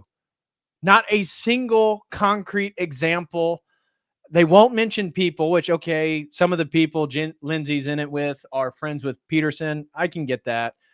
But what does Mein Kampf and Hitler's understanding of the Aryan race have anything to do with the woke right, which is majority Christian? What is he talking about? The Führer principle, the leader principle. Of course, who's the Führer? Hitler. So he's on top. And it's this. You see, Hitler's on top, just like Marx would have been on top, which is just like the parasites who are psychopathic, who infiltrate institutions, just like Gramsci told them. It's the march through the institutions, the woke right. Absolutely rigid, top-down pyramid of authority, which is a completely different expression. That's what a Tower of Babel is. That's exactly right. Yeah, with the wrong thing at the top. But it's the same program. The game that we've now, it's not the game that... Is modernism and its Tower of Babel putting reason and unlimited linear progress and technological advancement at the top of their... Is that the Tower of Babel too, Jordan? Come on. Modernism has failed. These people will not admit it. They are absolutely dedicated. And this is what they mean by Western civilization. When they say Western civilization, that's why they say Judeo-Christian, because they won't refer back to the pre-modern Western civilization because it was explicitly Catholic. It was explicitly Christian. It was pre-modern. It didn't have all this stuff. And these people are going to defend modernity till their dying breath, I swear. That we're all playing. It's the game that we've been forced into by this rotten circumstance, has dispossessed us from who we should be. We're heritage Germans, for example, and we should have the benefits of our mastery of race. But the problem is, in his sight, it's very attractive to anyone who has nothing to offer but racial identity. That's right. That's right. And two things: racial identity and obedience. Maybe a modicum of cruelty as well. Yeah, well, that comes along for the ride. It comes along for the ride eventually. Yeah. Because a lot of the young Germans were actually inspired because they thought it was going to be good for the worker. They were inspired by the socialism part of National Socialism and that it was going to be good for Germany. And they loved their country and they wanted to see it great. And so they were swept up, the Hitler Youth were swept up to get into this. But it's the same program. There's a game. We used to be the masters of the game, but now we've been dispossessed from the game. They threw us from top to bottom. That was an intolerable experience. By the way, this is all a story of Lucifer. Yes, we've been cast to the bottom. And so what we're going to do now is we're going to grab our rightful inheritance. This reminds me of like Jordan Maxwell and Michael Tessari, the people that like play the word games, well, you say this word in English and it kind of sounds like this word in ancient Egyptian. It means the same thing. And he's like, he's getting ready to just watch this. And we're going to build the structure that returns us to it. P.S. The organizational structure is the Führer principle, so I'm at the top. Okay, so I want to talk about this Lucifer idea. So Lucifer is the morning star, and he's the angel of the untrammeled intellect. That's how he's portrayed in Milton, right? And he's allied in some strange way with the serpent in the Garden of Eden. If I might just interject, if he's the morning star, what do you do in the morning after the morning star rises? You wake up. Right. Woke.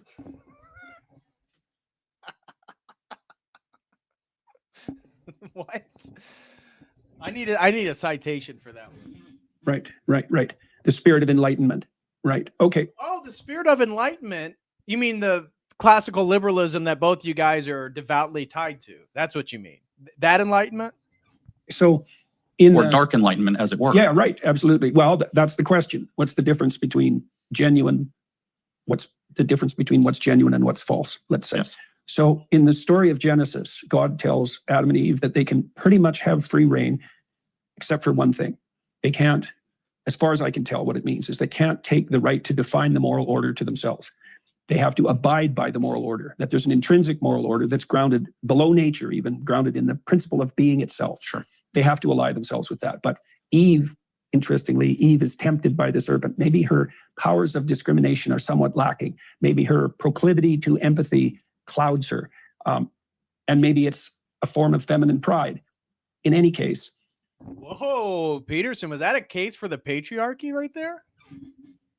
The serpent tempts her, telling her that if she ate of the fruit of the tree of knowledge of good and evil, that she would become like God, which is the one thing God forbade, right? So the idea seems to be something like, the more radical the revolutionary precept, the more likely something Luciferian is behind it.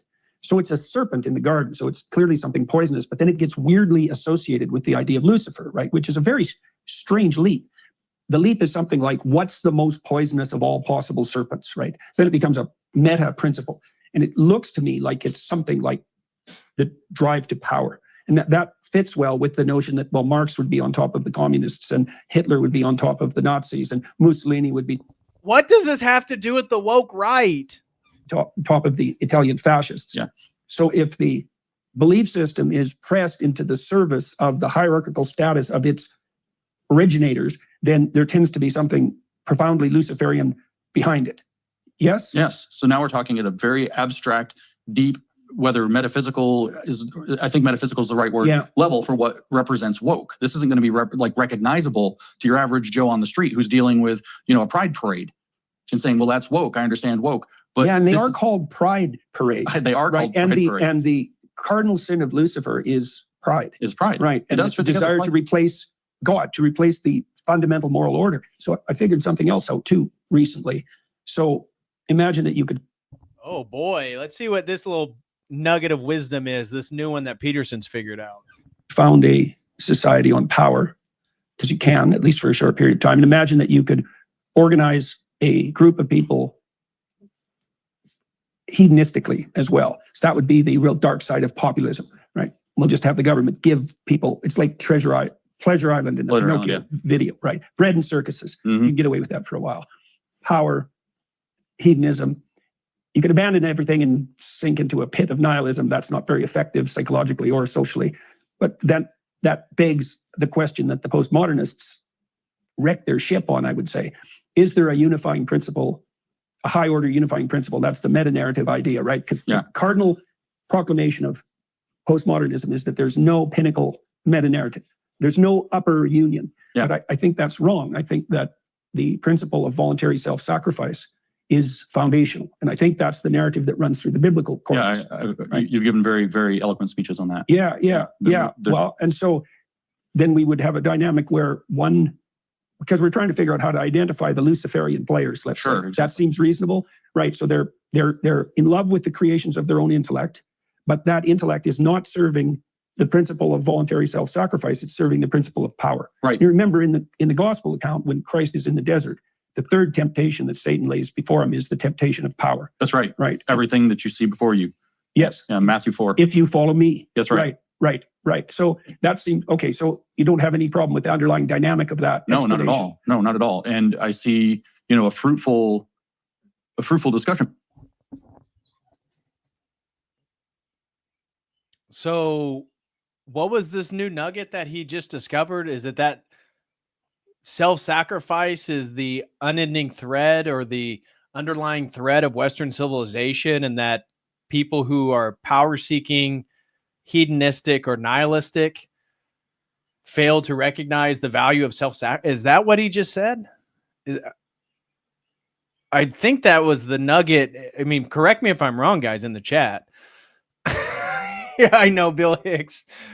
You guys see that? Bill Hicks in the chat says, these people are in love with the creations of their own intellect. ... Bruh. I know. Because, this is, of course, very high order thinking and expressing, but the experience for people on the ground is exactly what we were mentioning earlier. It's those traits of the dark tetrad, like Machiavellianism and all of this. So they're going to experience, what does that look like in everyday experience? The swarms on social media, the cancel culture, the struggle session, this kind of stuff, the lying and the manipulation, the cries of victimization, the gaslighting, and is the, it's called sometimes DARVO, deny, attack, reverse the roles of victim and offender. When you catch a psychopath out, they do it's an acronym DARVO. They deny that there's a number of people operating like that that's right. at the moment. It's everywhere. And so these are the experiences. So the expression that I could give to tie people, just to bring woke right back to the conversation, is we're familiar now with the machinations of woke left, right? And what I would say is, well, what's woke right is same energy, different direction. You have all of those same exact, whether it's Luciferian at the high level, whether it's struggle sessions, Machiavellianism. Well, we've got a hierarchy there. It's Luciferian at the core. Then we've got the cluster B dark tetrad traits. Then there's the mechanisms that you described, right? So that's a differentiated, then that gives us a way of identifying. So if we use the kind of, pop word of the day of, So they just defined woke right by the dark tetrad psychopathic tendencies, and that it's the same thing as the woke left, just coming from a different direction. Okay, well, give me an example of how they're coming at a different direction in the same methodology as the left. I'm not seeing it. I can intellectually follow everything they've said. I'm not seeing the woke right yet. I don't see an example of the woke right. I see a description of general tendencies of psychopaths that could be true of anybody in any ideology, in any disposition. I've seen no example of that tied with the explicit actions of the woke right. What are they talking about? Or energy. It's same energy, different direction. This is exactly like what I was already saying with Marx versus fascism, or communism versus fascism. And we could go as weirdly deep as you want. There's a few ways to get to it. Like you say, well, obviously communism's kind of the arch progressive ideology, but I disagree. It's probably fascism, but differently. Communism was... So fascism is the foundational woke ideology. Notice how everything that they're using to describe the woke is all modernist ideologies. Communism and fascism arrive in the modern period in ways in which we form representational governments outside of monarchy. There would be no such thing as fascism and communism if we just maintain monarchy. So what are they? You see, again, even the way they're framing the woke right is in terms of modernist framing. It's fascist? What? I don't know. Is Dave Smith a fascist? I mean, Tucker Carlson's a fascist? I mean, you can dislike him or their ideas, or maybe think Carlson has CIA connections or something like that. I know people speculate about his father's work, but they're fascists? What? Was actually obsessed. If you read Marx, he's obsessed. What was this? Well, the quote: positive transcendence of private property as human self-estrangement, and therefore a complete return of man to what? His real true self. It's obsessed with state of nature. It's obsessed with, we've been alienated all the way back to the beginning. For him, private property marks the fall. So the serpent came along and didn't offer an apple, but offered the fundamental right to exclude private property. But you have the same general concept. So they're obsessed with looking all the way back to the state of nature. Well, and that is also an unbelievably effective move on the psychopathic side, because the basic criminal attitude is, and I dealt with criminal types quite a lot, it's pretty straightforward. It's perfectly fine for me to take what you have because you took it. Yeah, that's right. Right. And so exactly Marx has just nailed that perfectly. That's exactly what it is. Property is theft. As soon as property is theft, the criminal is the moral agent. And that happened in the Soviet Union, right? Because in the prisons, the criminals were treated as moral agents, whereas the political prisoners were treated as, what would you say? The kinds of heretics who deserved nothing but the longest possible sentence of death.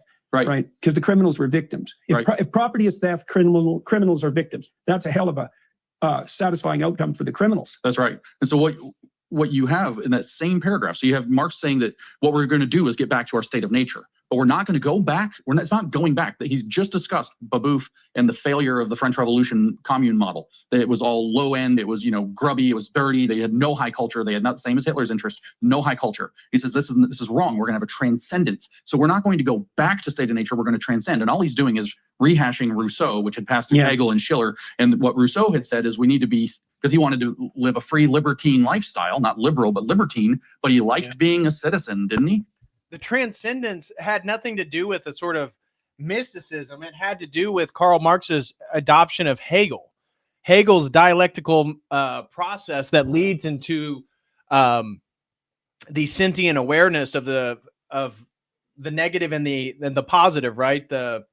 So Hegel's framework is that spirit, Geist, is becoming self-conscious. This is the undergirding framework of reality, and that it's operating within me. And then it's operating in everything that's not me. And this dialectical process is bringing about knowledge and awareness of self, right? And so as you live immortal existence, you push forward the collective consciousness of self until one point it becomes self-realized. This is essentially Desjardins' omega point theory, although he adopts more 20th century vernacular regarding technology, material technology, and stuff related to it. So it's the exact same framework.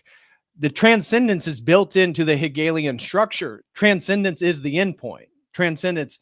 So it's like he's clutching straws here to equate communism, Mein Kampf fascism, the woke right, the march through institutions, the psychopathic parasites who are subverting everything, and that somehow this is all some type of Luciferian Gnostic spirituality that's that's overriding like right-wing politics? No.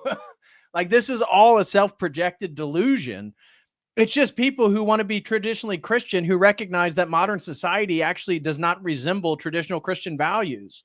And we want a society that reflects our traditional Christian values. And that means actually regressing in regards to modern progress, at least societally and morally. I'm not saying we have to get rid of technology, although technology is obviously influencing our morality and our perception and awareness. I mean, Marshall McLuhan talks about this. So McLuhan's theories of technology and the way in which we intake information changes our sensory ratios, that type of stuff. So it's like I just don't fully understand what Lindsay's trying to, like, the point he's trying to make. He's making a lot, okay, communism, Marx at the top, okay, Hitler, fascism, German identity, racial identity, all modernist projects.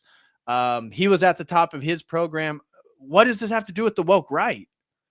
And so he wanted to savages made to live in cities. That's, I mean, in the French, however, but that's what he literally called them. Savages made to live in cities. That's the completion of man.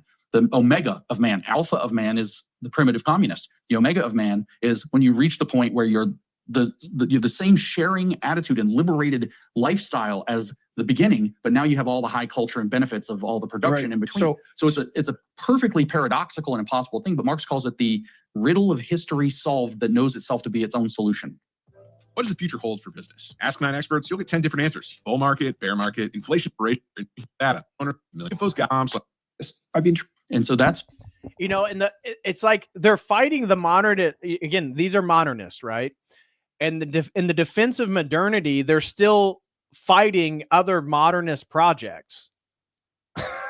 So it's like, and then like the like blaming postmodernism for everything. It's like the postmodernists, these people are incompetent, right? They believe in relativism.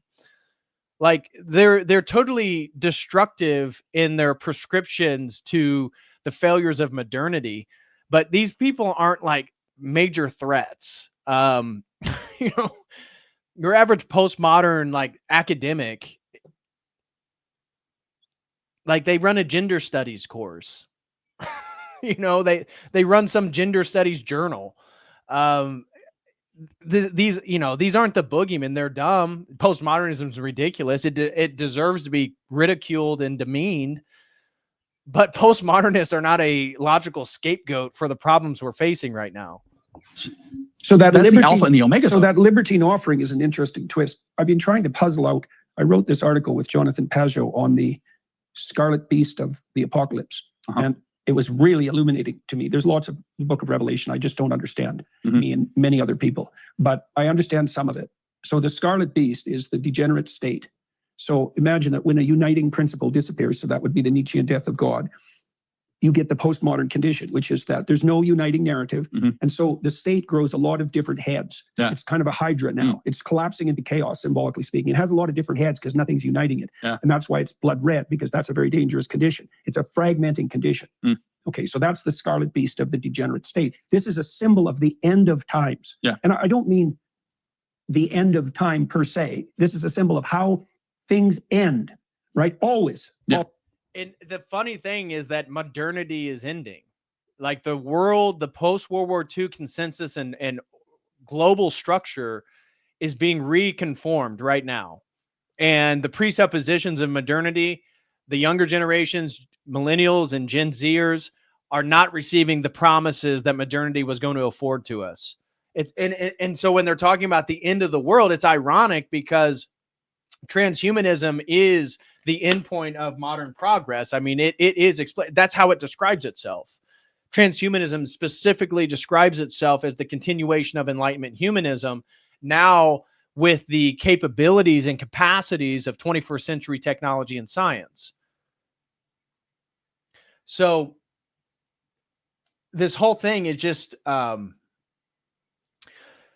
so funny how their sense of like some eschatological endpoint is really, from the Orthodox perspective, their modern progress is accelerating and catalyzing our eschatology.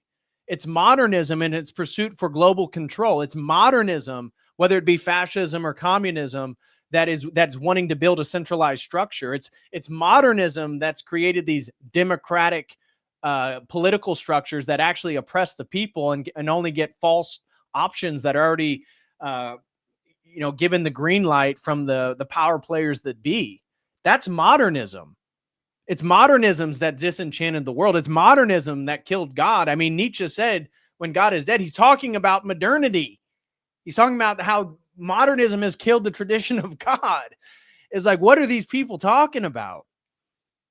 Everything is right now in a response to modernism, and they don't even see it. Sure. The state, no, that's right. Right. I follow you. So, okay, fine. So the state deteriorates still. It's a multi-headed hydra. Okay. But then it has something on its back. And that's the whore of Babylon. Yeah, the mother of all prostitutes. So the idea there is that when the patriarchal state or psyche loses its central function, female sexuality commoditizes. Right. And we can see that's like just happening everywhere right now. OnlyFans is the greatest example of that. Right. That woman in Great Britain who's sleeping with like 100 men a night, or I think she managed 1,000 in a week, something like that. I won't say her name, but she's become very well known for the absolute outrageousness of her behavior. Her mother is her business manager. It's so awful that you just can't believe it. Okay, so you have this mother of all prostitutes. So that's the central spirit of commoditized female sexuality. That's going to happen when the state deteriorates. Of course, female sexuality is going to commoditize when the state loses its protective and integrative function. The state? Female sexuality becomes commodified due to the state? No. The orthodox response to this is female sexuality becomes commodified and propagated through social media, like through OnlyFans or Bonnie Blue or the other chick that he's referring to. Like that is the Jezebel spirit. And that happens because men fail to be the leaders that are oriented towards God. This is all related to theology. This is all a spiritual problem. This is not a political problem of the state. OnlyFans is not a result of the state. It is the result of the decaying moral fabric that held together a society built on Christian principles, and men who enforce those principles through their daily behavior and through their beliefs. That's what holds everything together, not the state. The state reflects the people. And so this has to do with a spiritual moral problem of people in Western society. This is not to do with the state. And ultimately, the mother of all harlots in the end times, this is the end point of this degenerate process of Christian morality in a global structure. I mean, the realm of the Antichrist, when Christ comes and we're talking about the mother of harlots, we're talking about the end point in which everything is so debaucherous. That means this is spiritual. This is a spiritual phenomenon. This is a spiritual reality that people are responding to. This does not have to do with the authoritative influence the state has. And so she offers this libertine pleasure, right? So you can think of power. That's a way that that's what power offers to those who are willing to use power. It's like, why do you want control over someone? No, that's called sin. If you engage in sin, you consent to be governed by a powerful something other than yourself. Could be an addiction, could be the OnlyFans girl because you subscribe to her account because you are addicted to masturbating. This is sin. Sin is what puts you under the auspices of a worldly power and influence. It's confession and repentance that then puts you under the umbrella and auspices of God. That's what's happening. Well, to have your way with them, obviously, and there's going to be a sexual component to that. That was certainly the case in Marx's own life, for example. So you can imagine the fantasies that possessed him too would be, well, once we establish this new utopia, and the communists promised free love. That's a common leftist, as if it's love, which it isn't, and as if sex is free, which it never is. What happens at the end of the Scarlet Beast, whore of Babylon dichotomy, say, interaction, is the beast kills the prostitute. So that's perfect, right? Because so the degenerative patriarchal state breeds the commoditization of female sexuality, but ultimately destroys all pleasure. And I also think that's happening now. And I would, that last little bit, I would actually agree with Peterson. It is the degeneration of a patriarchal structure that actually breeds the sort of libertine hedonistic spirit. And in that pursuit of pleasure as an end all be all actually diminishes the value of pleasure. Pleasure is something to be valued in its, not in its excess, but in its limits, right? There's certain points you celebrate life accomplishments or certain things throughout the year, your birthday, Christmas. Pleasure and engaging in pleasurable things should be something done in modification of limit terms. So I do agree with his general point there that scarcity. Exactly. Scarcity equals value. Stephen Ventura says that's exact. And that's the point of pleasure. Pleasure is something to be good, but it's supposed to be scarce. It's supposed to be a reward for something. And when it does become end all be all, and we live in a hedonistic world, it actually diminishes the role of pleasure. And I think that's what this is where I agree with Peterson. I think we're seeing a response to that. And that's why young people like Orthodox. It's difficult. It's not, becoming an Orthodox Christian is meaningful. It has depth. Is it pleasureful? Not really. Fasting, going to the services, standing through the liturgy, being responsible to your community, showing up for events, like some of it's pleasurable, not all of it. The point isn't pleasure. So I think he makes a point there. I mean, you have radically high rates of virginity, for example, among Japanese and South Koreans. Yes. And in the West, more broadly, an apparent breakdown of the relationship between men and women, not least politically, right? With the men starting to fly off into the conservative sphere of influence and the women becoming increasingly liberal. So that's another.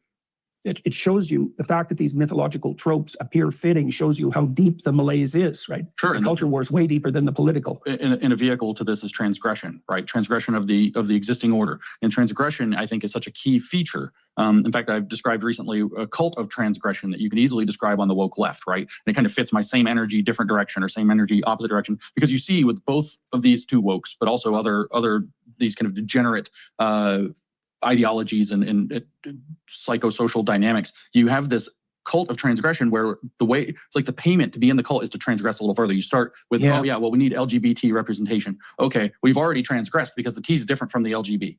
It's completely different. It refers to trying to work out a it's a competition of transgression. Well, there's nothing in lesbian, gay, or bisexual that is a disintegrated psychology. There's something fundamental in the transition that's a disintegrated psychology. If you have gender dysphoria, if we admit that that's even real, you have a disintegrated psychology. Your phenomenology of self and your ontology of self are out of whack. And I agree with him there. The only difference is from an Orthodox Christian pre-modern worldview is we would say disordered sexuality like gay, bisexuality, being queer, that those are also disordered phenomenologies related to ontology. And we would have an objective metaphysical structure to try to make that case, not that they would agree with it. But you see that even his logic, right? So he's trying to sort of rationalize and compartmentalize the difference between the trans people and the homosexuals, the lesbian, gay, queer community.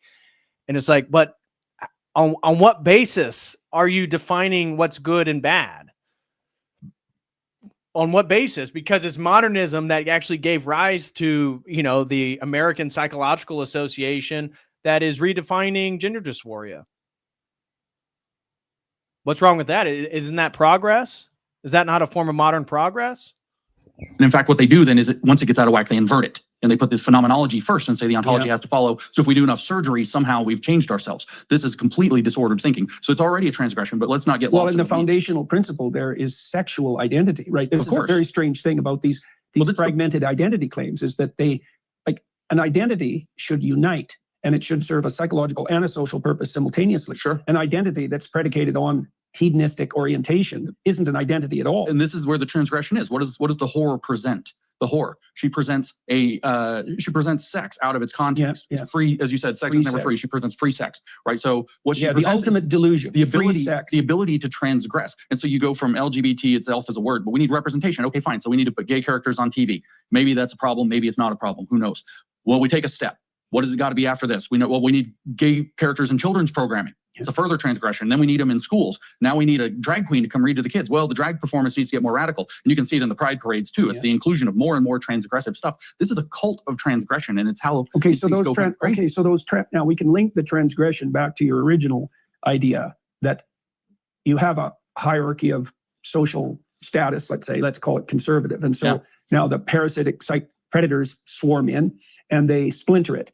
They splinter with transgression. Sure. Right. So that's an important thing to note, right? But there's a deeper thing here, which is it's also what Mao did with his red identity, black identities, which were split themselves, is that the target is actually normal integrated society, and the excuse for the targeting is the opposite side pathology. Right. And so with Marcuse, to go back to the left, he writes this essay in 1965, Repressive Tolerance. He says, okay, there's three kinds of tolerance. He says there's democratic tolerance. That's what a normal, healthy society has, and it only can tolerate so much or it'll fall apart. And then there's the repressive, right-wing, maybe it's fascist, whatever. He actually uses the word fascist repeatedly. And then what he says is actually those two things are the same thing because of different stupid excuses, nuclear weapons or whatever else. So actually we live in the repressive state now. Yeah, right. All game rules are repressive. And his argument is actually that all capitalist society will degenerate into fascism unless it's resisted. And he says the answer to this is liberating tolerance. And what is liberating tolerance? And his own definition, which is close to from memory, a quote, it is, we will extend liberating tolerance, he says, would mean we extend tolerance to movements from the left and we withdraw tolerance from movements from the right,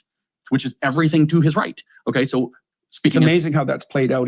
But they're doing the same thing by limiting the discourse of what they're claiming as the woke right to the right. They are actually doing the same thing. So I get it that they're criticizing the woke left and postmodernism, and Marcuse was much more in favor. I mean, he was a leftist, so he was much more in favor of that general slide in history where we see right-wingism continually moving left. So he was in favor of that and thought that that should be the general progression of history, but they themselves are doing the same thing by berating the woke right and trying to limit their discourse into the Overton window, which they're going to lament that all this recent criticism in the last 2 years of Israel is part of the, I mean, they don't say Overton window, but general cultural discourse. That's actually a good thing. The expansion of the Overton window, even if you were truly a classical liberal, you wouldn't actually, if they were truly a classical liberal, they wouldn't even limit free speech. They would allow all what they would perceive as Jew hatred and fascism and not Hitler support. They would allow all that stuff into the public sphere so that it could then, the genealogy of public reason could work itself out. But of course, they're not doing that. So it's funny how he uses Marcuse and yet then identifies what this actual interview and conversation is trying to do about the woke right. Psychopathology, that's splitting, by the way. And sociologically, I mean, one of the things I've noticed about my home country, it's really stark in Canada.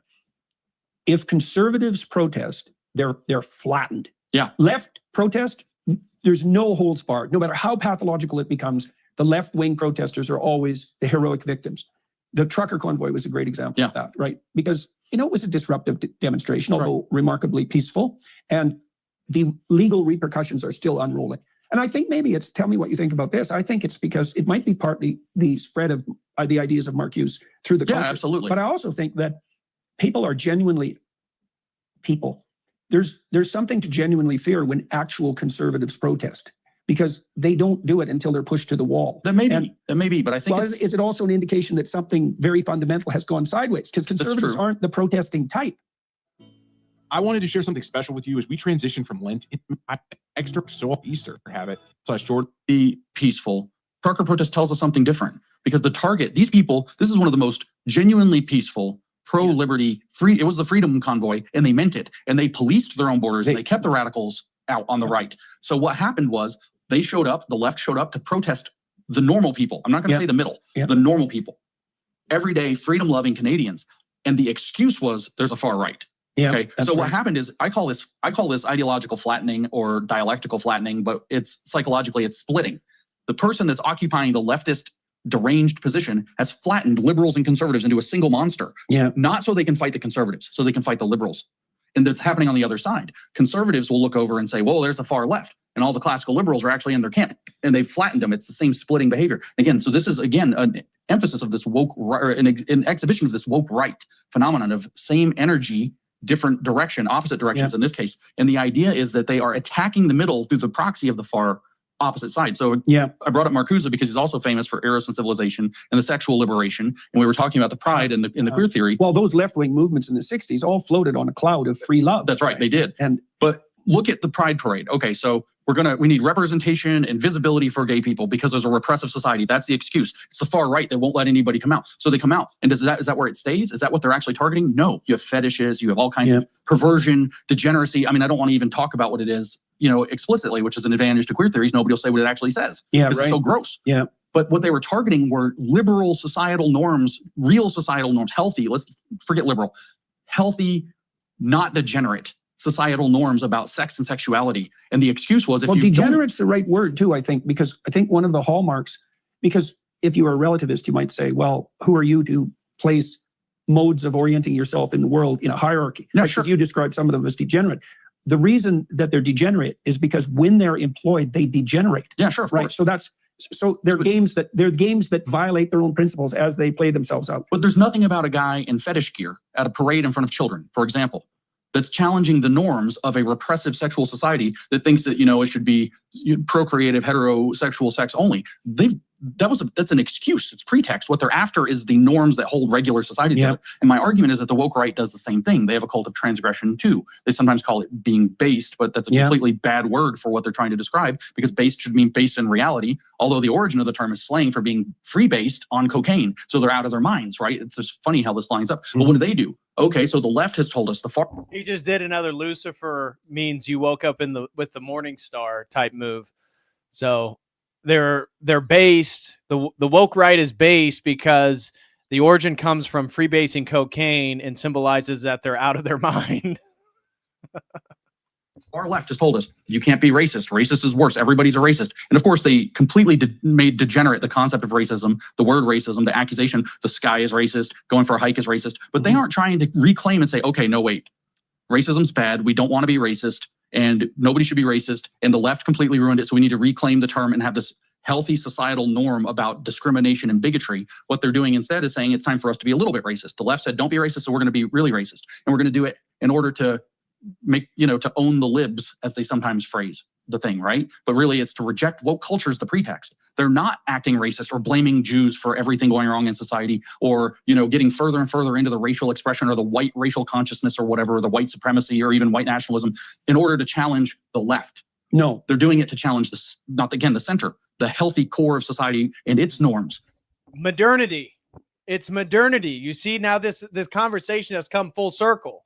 You see, he's saying that it's because they're critiquing the center, that their transgressive behaviors is to destabilize the center, i.e. modernity, therefore they're woke. So again, it comes back to the original premise I laid out in my earlier monologue about a pre-modern and a postmodern worldview, totally opposite in their metaphysics, totally opposite in their epistemology and their objective knowledge claims, but united in the valuation of subjective experience and united in their undermining and criticism of modernity as a failed philosophical, political, societal project, and that it's only brought more and more catastrophe. And it's made a lot of money. The central banks have made a lot of money. The people in power have gained more power and made more money, but it hasn't been better for everybody. It hasn't led to the social utopia. It hasn't led to the Jeffersons that people thought were going to, that the 2000s would look like from the 1960s.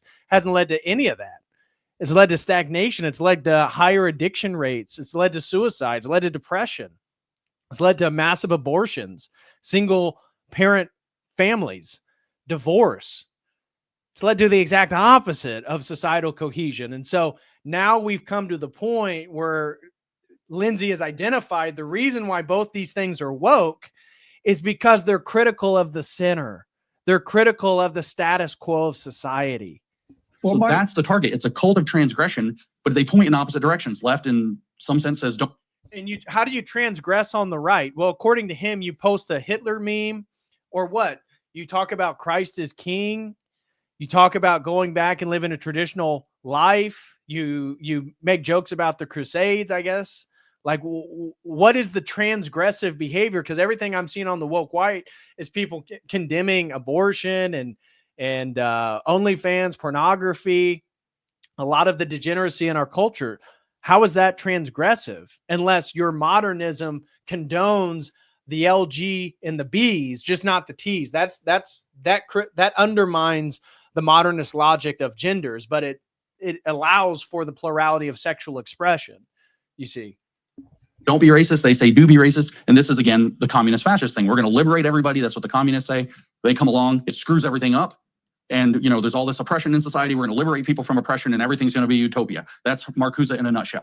Okay, Defined primarily by full sexual liberation. of course, right? And There is. Hold on. It all goes to hell. And so then the right wakes up, woke, and says, actually, I think the oppression is what was holding us together. So we should do more of it. And they create a hierarchy in society that's very rigid, again, with that Führer principle from the fascists. Because Mussolini had his lighter version of it. Hitler concretized it for Nazi Germany in 1933, following Carl Schmitt's book, The Legal Basis for the Total State. They created the legal structure for this thing. But the idea was that there is a hierarchy that kept society on the rails, and we're going to go back to that hierarchy in extreme pastiche form. And there's a reward structure socially for the people in the club to push the envelope and attack those normal everyday societal norms in the center. So again, same energy, opposite direction. But the point is the transgression, which they call queering on the left. We don't have a word for it on the right. They call it being based, but that's not the same as transgress. But it's still transgression. And so same pathology for different reasons, same idea, like Marx said, you go all the way back to the state of nature, you're going to combine it with the end, so you're going to become the man, the alpha man, who's also the omega man, in other words, the alpha and the omega of humanity. So you become God man, Homo Deus, as Harari named it in his book, Homo Deus. And then on the right, they don't go that far back. They don't go back to the state of nature. They're not interested in the state of nature. How, again, this is so dumb. Homo Deus is a transhumanist argumentation for his religion of Dadaism, which is consistent with modernism. It's built on the principles of modernity. Harari's not a postmodernist leftist. This is the project that Lindsay and Peterson are in favor for. And this idea that, the woke right is transgressing society. What societal norms? The only one he mentions in this interview is posting Hitler memes. I'm not kidding. That's the only transgression he actually mentions. What transgression are the woke right transgressing for societal norms so that they can establish a new hierarchy where the fur is on top? What? Where is this happening? They're interested in the mythic past from which they've been dispossessed that never existed, a romantic vision of who they were at some golden era in the past that they've been ejected from. But they're still now the alienated outsider. They're still the alien force came in, dispossessed them from who they are, and now they're going to claim it back. And the way they're going to do it is by organizing a fascist structure as an answer to the degeneracy, a very rigid structure, and in a too rigid structure, an answer to the not rigid enough structure of communism. And then what they do is the exact same transgression against the center to build their own power out in their local little cult against the big game of society. They're attacking the game of society to build their numbers with the hope of being able to replace it in both cases. So this is what? Yeah, I mean, I am hopeful that my orthodox pre-modern worldview would replace what is contemporarily existing as American society, secular American democratic society. Yeah, I guess that makes me woke right. Definitely not a fascist. And just because people talk about being dispossessed of their historical identity doesn't mean that it's the same thing as Mein Kampf and Hitler talking about the mythic narrative of the German people. That is not the same thing. That's a false equivalency. What are you talking about? You can be dispossessed of your identity and not be a fascist or believe in some superior race theory. You can just want to maintain your group. What is he talking about? I call these people woke. It's not just that they've gone on cancel rampages and struggle sessions. It's not that they've put me through a relentless struggle session since September without stopping, or, doxed my family and everything else in their wrath. I said, James calls them all woke right, and they decide to prove me wrong by canceling me and struggling me and doxing my family. Canceling? The woke right is canceled? How has the woke right canceled you? They don't have any institutions. All they do is laugh at you on X. That's the only thing they do.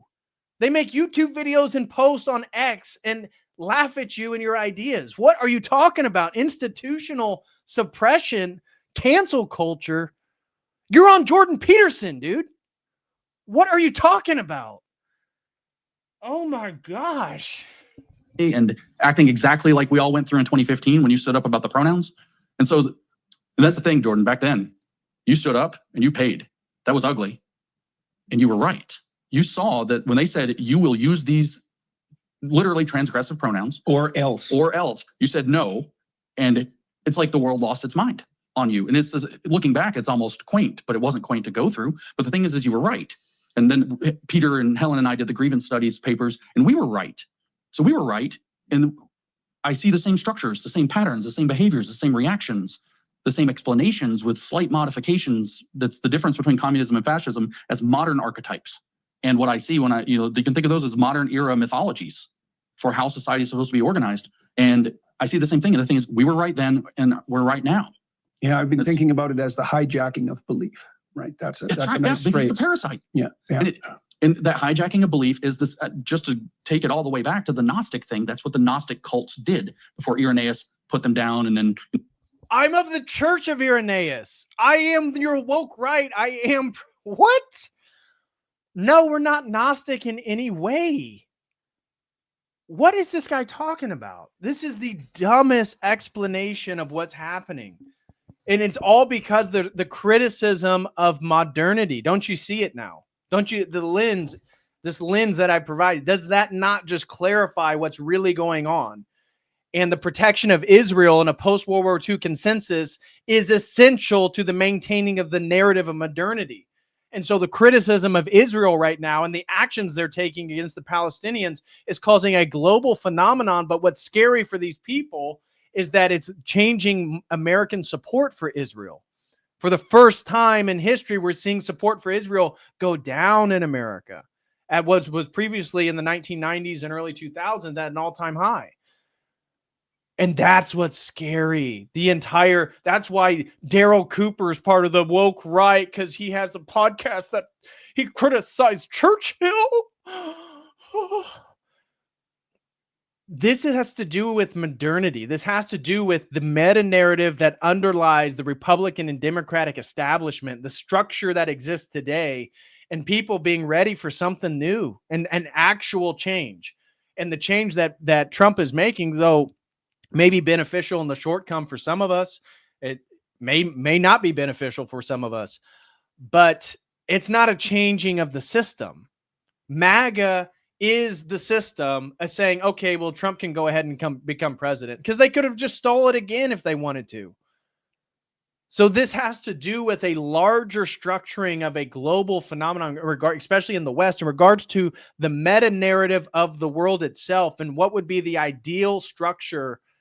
And if that ideal structure is inconsistent with post-Enlightenment modernism, well, then you're woke, because you would be willing that the system that exists be supplanted by something different.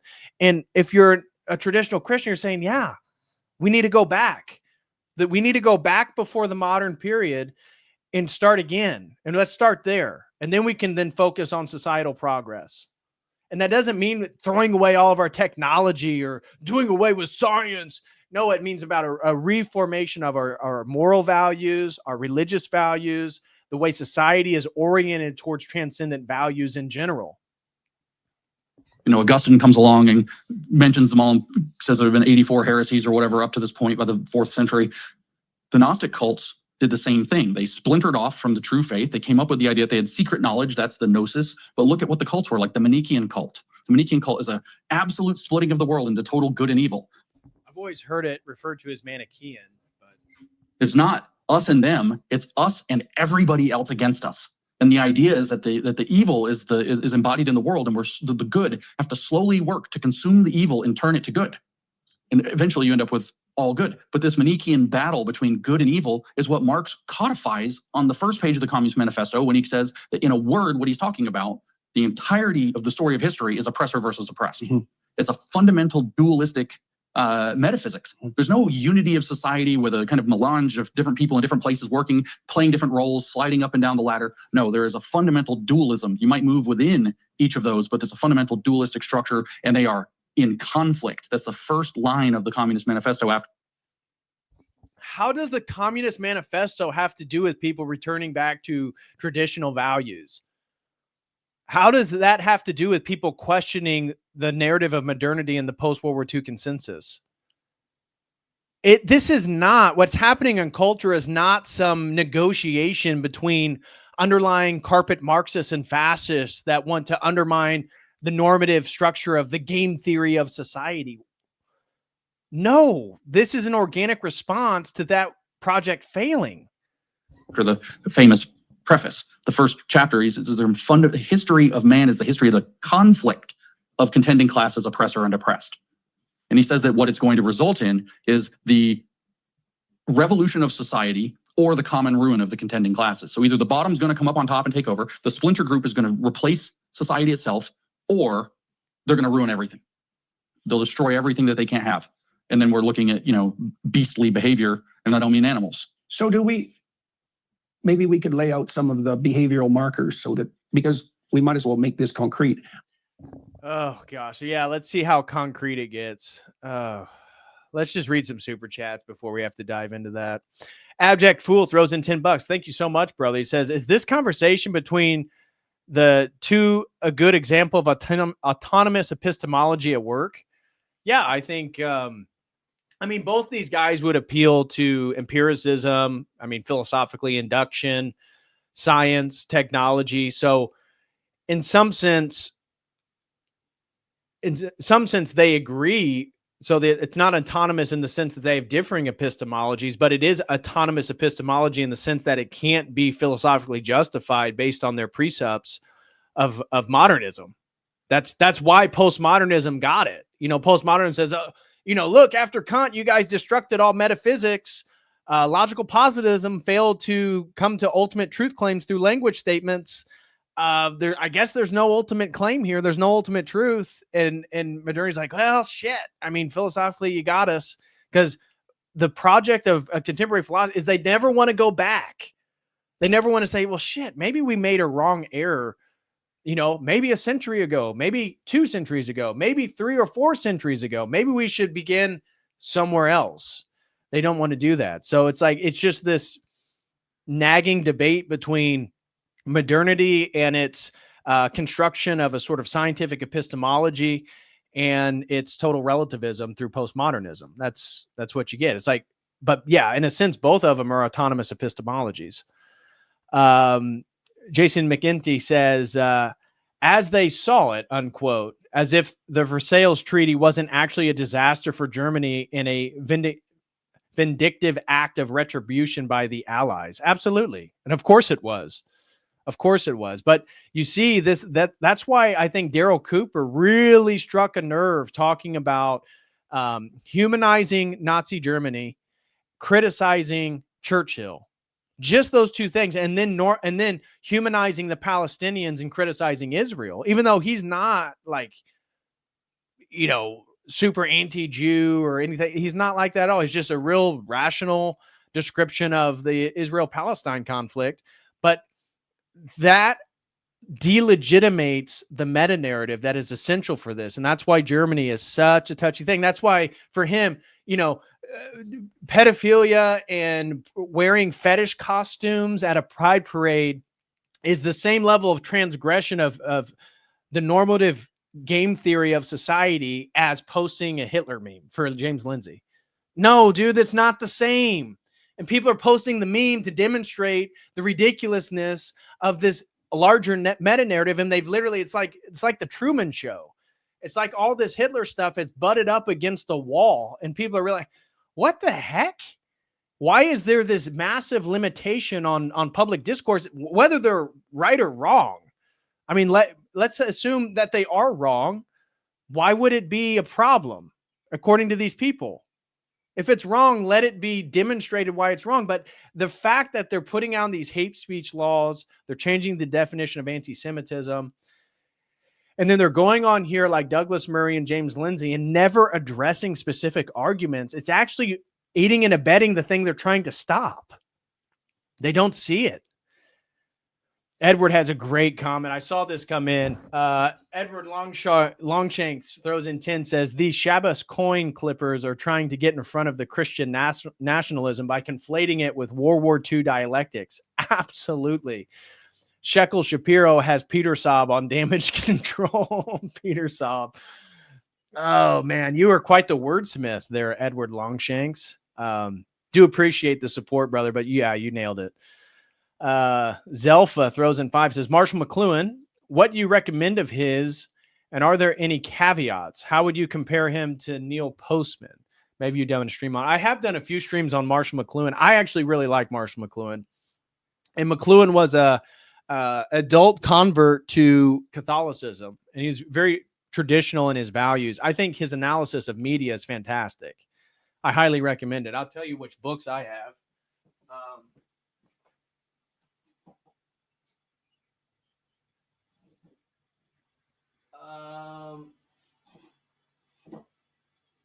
So I can't find my other one. I have the Medium is the Message, and then the Gutenberg Galaxy. Fantastic book. So if you want to dive into it, I'd recommend first listening to McLuhan's videos online. There's all these videos from like the 1960s and 70s of him like predicting the internet and the effects of television and all that. So I'd familiarize yourself with McLuhan by watching him talk about his ideas, and then read his stuff, because his stuff is dense. He says a lot in a short period. So reading him can be challenging. He's notoriously difficult to read. In regards to Neil Postman, I'd say Neil Postman's much more easy to read than Marshall McLuhan. And Marshall McLuhan, I mean, when he pulls from so many different domains of knowledge. That's what makes it so insightful. And I think that's what made him a great analyst of media and seeing in the future of its long-term effects. Neil Postman and Technopoly, I have that book. Really good, solid book. I like it, so I don't really have a criticism of Neil Postman. And the reason why I would recommend Marshall McLuhan is that he was Christian. And even though he doesn't laden his media theories with his theology, it does undergird some of his concerns with where he thought electronic digital technology was going to take us to the sort of primitive man. It was going to reorient our sensory ratios, and that the sensory ratios that are defined by Christianity and the book and reading and manuscripts were being overridden to take us back to that of more of an auditory tribal man. And I think getting deep into that, it's actually very interesting how we're returning back to primitive states. And he highlights in the 60s, like the growth of like free love and the scarifying of the body through piercings and tattoos, that these are movements back towards a primitive state. And he believed that digital technology and the shrinking of the planet to a global village was actually responsible for that. So do recommend some of the Marshall McLuhan stuff. And then Michael and Adriana, shout out to you guys, throwing $5. Thank you guys so much for your support. Really do appreciate you guys. Hope you're doing well. And over on the Dono chat, we had $5 come in from Snagglebeast. He says, someone needs to break down the door to this room and scream at both these dishonest intellectuals. Cry some more. Some social shame would go a long way to keep this non-applicable babble from getting funding. A lot said there, but I generally agree, Snagglebeast. And Jay Hamza throws in 10, says, should we rethink induction of shock therapy? Thank you so much, Jay. And then over on Streamlabs, B. Shapiro's dual loyalty. So Ben Shapiro's dual loyalty sends in 5, says, I think that JBP was exposed to orthodoxy, is now so terrified about Christ being the truth and the Bible not just being a set of moral tales, would entail for his worldview that he's now neurotic and unable to accept it, would explain his behavior perfectly. That's very interesting. And that may be an underlying factor. And he continues and says, Lindsay's racism bit is just bad faith. People are fed up with bad behavior and related patterns. Following the pattern is not hateful. Bringing it to light is not hateful, but subjecting your family to it and wanting to not subject your family to it is not hateful. We love and pray for everyone. Amen to that. Amen to that. So Ben Shapiro's dual loyalty actually had a nice ending to his Christian message, but yeah, I generally agree, man. That was insightful comment. So thank you very much for that. All right, let's continue on here. I can tell you. So they're getting ready to make some concrete examples.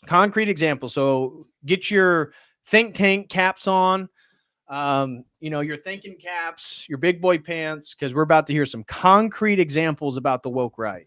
I've observed about the behavior of psychopathic parasites online. Okay, Sure.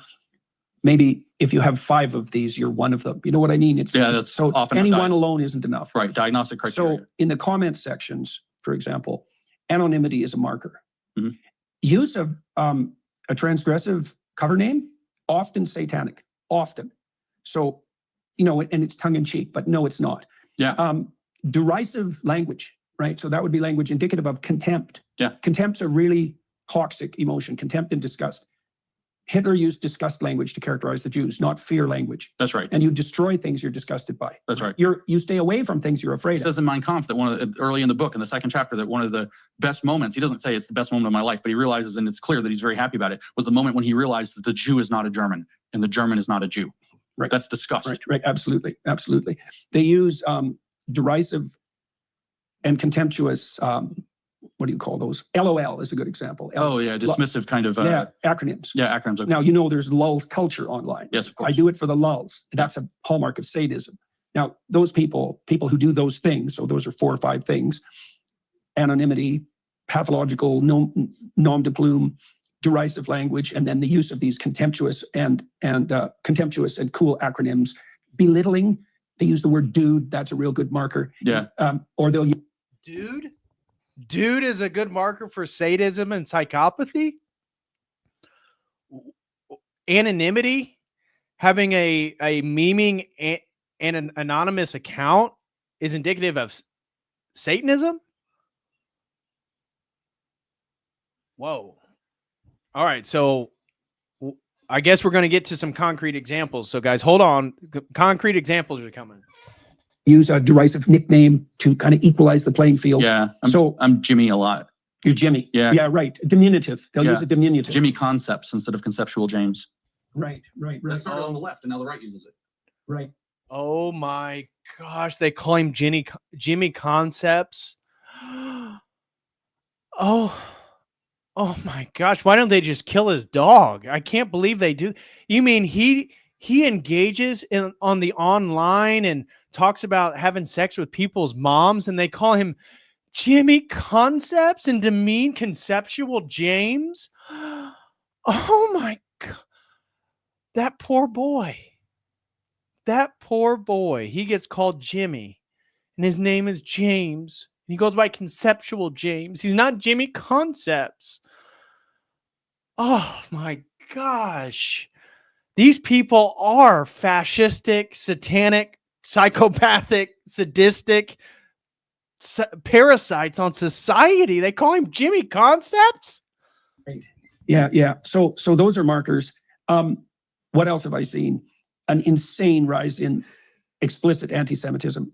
And that's been going on for about 5 years, and it's worse Nazi, all the time. And Nazi apology. Yeah, well, that's which isn't just the apology too. Yeah. It's the transgression. It's the post meme, sometimes meant to be funny. So you have plausible deniability, or the other social functions of humor come into play. But they'll post the meme of Hitler. Why? Because you're not supposed to. Yeah, that's why. So you have norms of decency around different things. One of those norms in mainstream healthy society has been that we're not going to valorize Nazis. We're not going to lionize these guys. And I'm not talking about the historians or whatever else that are coming out and rehashing David Irving or any of that. I'm talking about these, to use the word that's on the internet, shit posters who come and post pictures of Hitler with a smile on his face, or they're translating his speeches into English and clipping out parts where he's rousing Germany to a cheerful future. Oh, he just loves his country. That's one of the messages they put. They love it. I'm sorry. Read Mein Kampf. Actually read it. He's utterly clear about the point of his state is to preserve the race, and the biggest pollution of the race, to preserve it against pollution of inferior races, and the most inferior race is the Jews. Yeah, absolutely clear. The demonization is absolutely visible in 25 when he publishes that, way before they say, it took until 38, 39, maybe 42 when Churchill got involved. That's when they had to really start hating the Jews. And no, that current is all the way back to the beginning. So this shit posting problem. So that's part of the enabling of the psychopaths by the free social media platforms, right? By the costless social media platforms. Do you have any sense? So we're working out ways to identify people. Swarm behavior, by the way, is another one. that Another marker. another marker. So you'll get one of these derisive replies, and within minutes it'll get 600 likes on it. You don't know how that happened. From an account with 30 followers, and your reply somehow gets 600 likes in a minute or 2 minutes, and then everybody piles Like up. a biblical plague of locusts. And then they jump in on you and say you got ratioed. Of course, a lot of it's bots that people bought. Yeah. But what they do is they say, my comment was more popular than your comment, therefore you're not very interesting and we're very interesting, so we're ascendant. And by the way, that's psychologically really impactful if you don't know what's going on. Yep. Oh my gosh, this poor man. He's being called Jimmy Concepts. And then you guys wouldn't believe it, even if I told you. But when he posts on X, people will criticize his ideas. And sometimes people that don't even have large followings may post something clever and it gets more likes than his post. And then they will say he was ratioed because they're more interested. Can you believe this?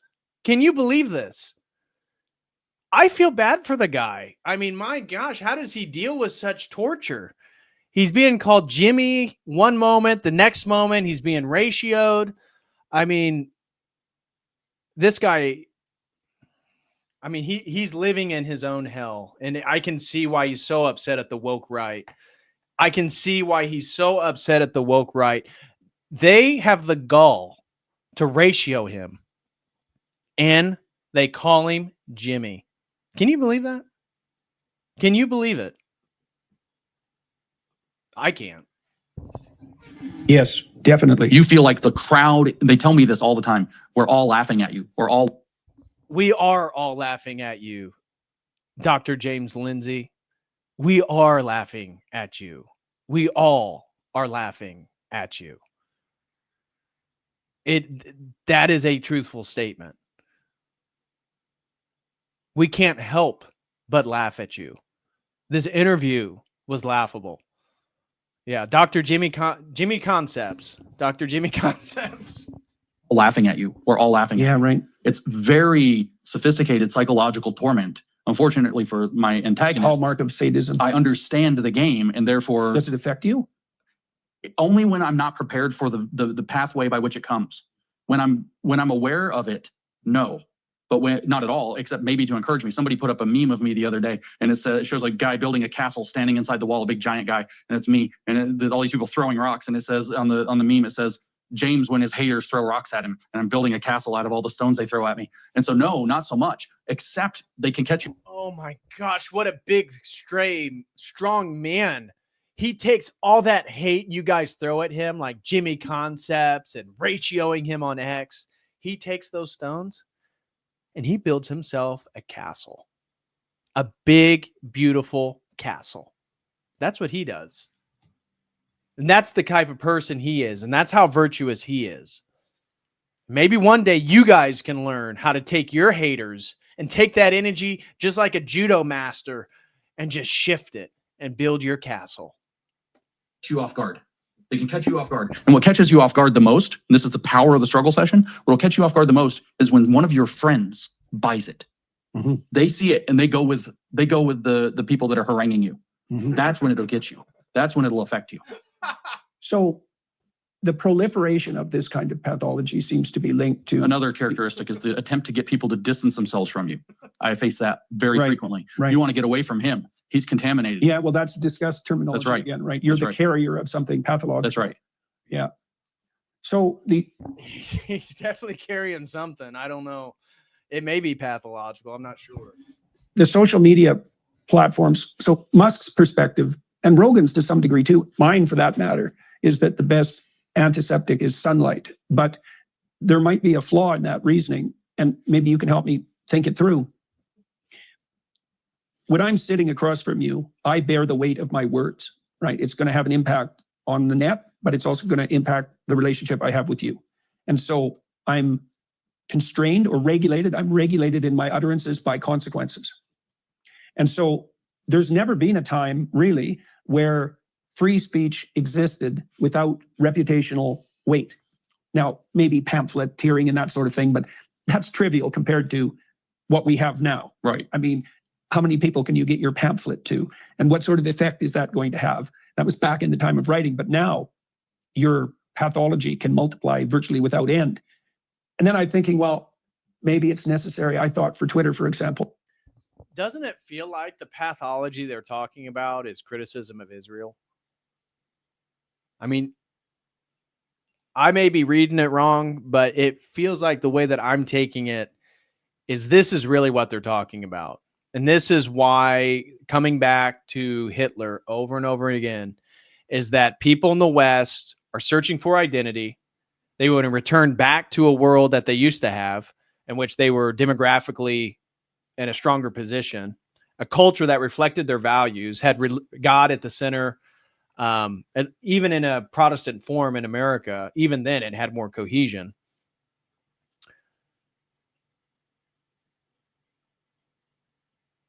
And, you know, these guys are so lost in their own delusion that they want to castigate the entire segment of right-wing politics as psychological parasites with psychological problems filled with sadism, because they're willing to defend their ancestral identity and also potentially want to critique the way that the normative game theory of society works. That's all it is. And really it comes down, that's why the connection with Nazism is because it's really coming down to a criticism of Israel. And if that becomes too popular, which is becoming more and more popular, I think that's what's ultimately being threatened here. And that's what's so scary. Because why would a meme of Hitler smiling be equally transgressive to a man in a fetish thong and, you know, leash around his neck with a dog mask in front of children at a pride parade? That is not the same level of transgression. And if that makes you so upset just to see a photo of Hitler, doesn't that kind of highlight again that Truman Show vibe of like there's a narrative limit here? There's something that can't be discussed, and it seems irrational. Well, that there should be two sections. There should be a section where people's identification is validated, and a section for the anonymous trolls, and that should be demarcated. So you can go visit hell land of trolls if you want, but you know that they're not real people. Yeah. Now, the problem with that, as far as I can tell, is the digital ID problem. I mean, the net allows people to escape the reputational consequences of their psychopathology, their destructive, sadistic, corrosive, power-mad, hedonistic psychopathology. It's a terrible thing, and people have no idea how dangerous it is. But if you verify IDs electronically, then we walk down the route to Chinese totalitarianism, something like that, as far as I can. And if you read the original documentation, Stanford University has its DigiChina project and translates Chinese documents. 2014, they're putting forth the social credit system, and they actually explain that the purpose of the social credit system is to achieve a perfect socialism, because it's not just a social control mechanism. It's a Pavlovian training mechanism. Right, nudging. It's like your life becomes a video game, nudging you to hold the beliefs that the state wants you to have. Well, the man who just got. But doesn't it say something about their modernism, that it's so threatened by just these quote unquote destabilizing narratives? I mean, doesn't that demonstrate the fragility of the modernist meta narrative itself? That just posting a meme of Hitler, no matter what you think of Hitler, I mean, you know, it's irrelevant. In whatever people think, there should be rational debate about it. And if there was a more normal, sane conversation where somebody, let's say Kanye West or whoever, wanted to be super pro Hitler and pro Nazism, well, there could be an intelligent public conversation about it. But we can't have it. It's like we cannot have a sane conversation regarding anything with the state of Israel, Zionism, or demographics and identity in the West. And it's like it's because this game is played where any time those narratives are brought up, you're immediately labeled a Nazi. And so they are the woke right. And we just had a great comment here. Tatiana throws in 5, says, all I hear is a projection word salad. They are the woke right. Their disdain for people criticizing them is amazing. It's absolutely true. I mean, they're the wokies, not only because they're part of the Enlightenment modernist project, which is driven by the sort of Gnostic scientific underpinning of technological advance, They're actually the Gnostics. They're actually the Luciferians based on their own system of thought. But they're the ones labeling everybody by these terms, these highly polarizing terms, for the purpose of delegitimating them, which is exactly what the left did. So the left called people Nazis, and James Lindsay and Peterson are calling people on the right Nazis. So if I use their own logic that they both talk about identity, doesn't that mean that you guys are the woke right because you're using the same argument?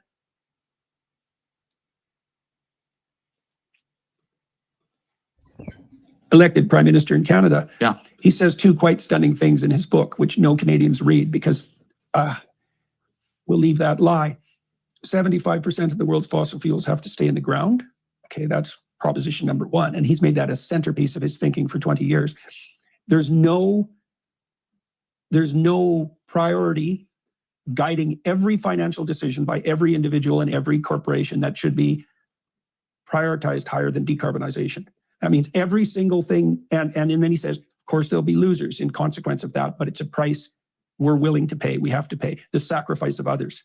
So this is a man who thinks that net zero is the proper game and that if you were a moral actor, decarbonization would be your God, right? Regulate every single one of your decisions. Well, out of that comes the kind of pathocracy that you described. It's like, you've seen this already. There's edges appearing. There's credit cards, they were issued in Australia that track your carbon footprint, right? And at the moment, you're still allowed to spend on whatever you want, regardless of at the moment. That's exactly right.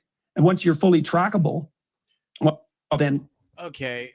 They kind of talk a little bit about contemporary politics. I'm going to skip forward here to the next topic. Trying to figure out how to pathologize young women to join their club or cult. For sure. It all ended up getting twisted. If you look at communism, that's part of that oppressor-oppressed narrative. Soviet communism was not a feminine endeavor, right? Yes, it was. Brutal gun shooting, the whole thing. And there's a lot of things you could say about yeah, but it was explicitly feminist. Like the Bolsheviks promoted feminism. What are you talking about? Wasn't a feminist. Just because they used violence makes it not feminist. They were explicitly pro-feminism.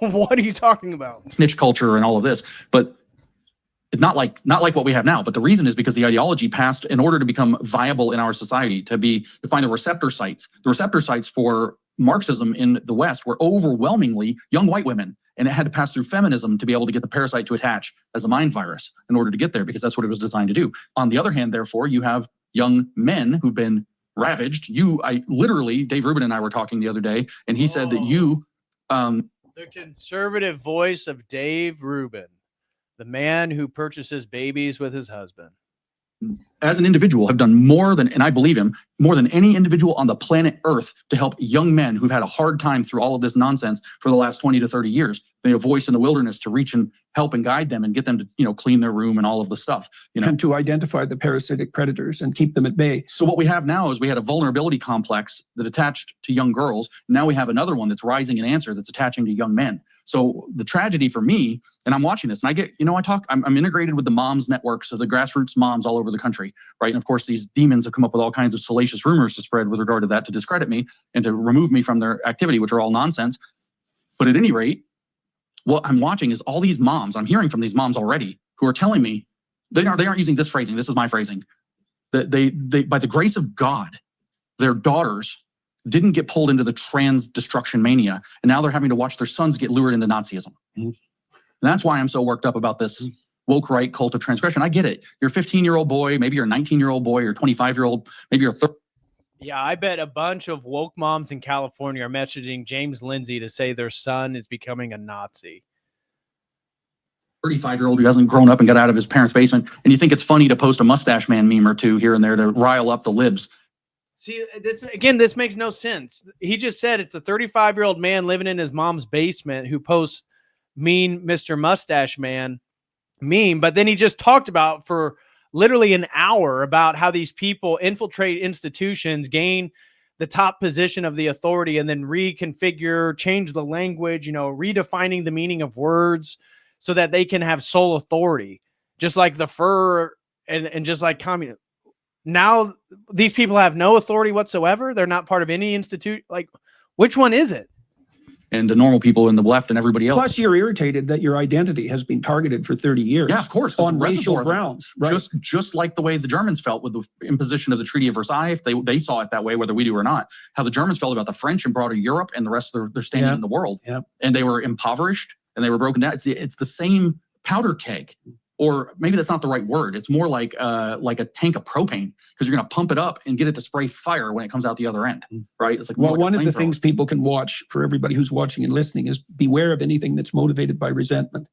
You know, the mere fact that you have had difficulties that are somewhat arbitrary, first of all, doesn't distinguish you from the main run of the human race. But if the motivation stems out of resentment, the probability that something horrible has got a hold of your soul is extremely high. So I go back to the first thing I said, right? What's woke right? Well, it's woke people who act like, or call themselves conservatives. It's woke people who call themselves conservatives or right wing, right? So this is what I meant. He doesn't give an actual definition till the end. So this is where I wrote down all the defining terms of the woke right as defined in this conversation. So the woke right, we're getting an actual definition here, is a woke person who pretends to be a conservative. Okay.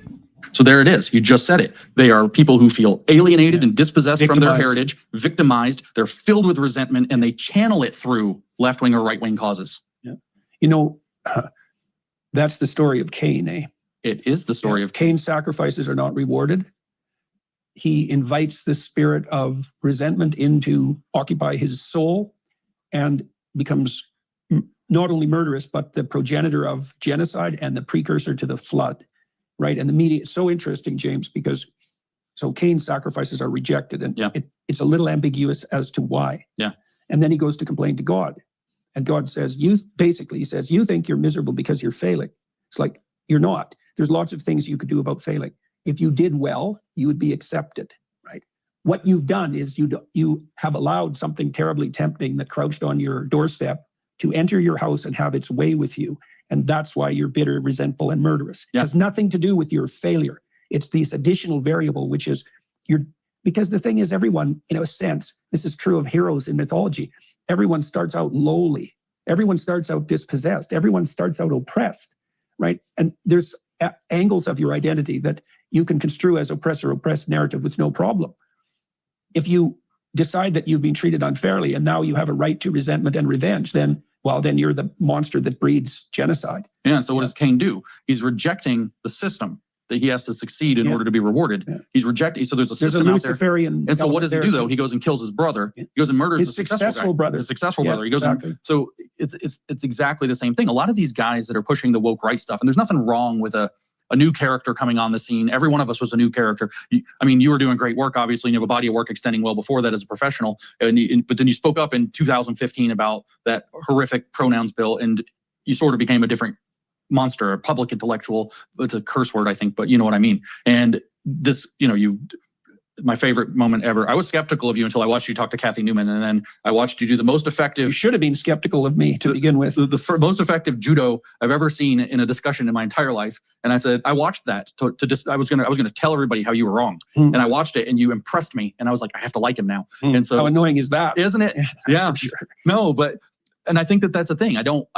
I was excited to start learning as opposed to being annoyed and resentful. I'm like, oh, well, I was wrong about this guy, move on. Right. But a lot of these fellas that are pushing the woke right stuff appeared in the anger and in the repression is the word of 2020, more 2021. They don't have a body of work extending before that. They just kind of came out of the ground.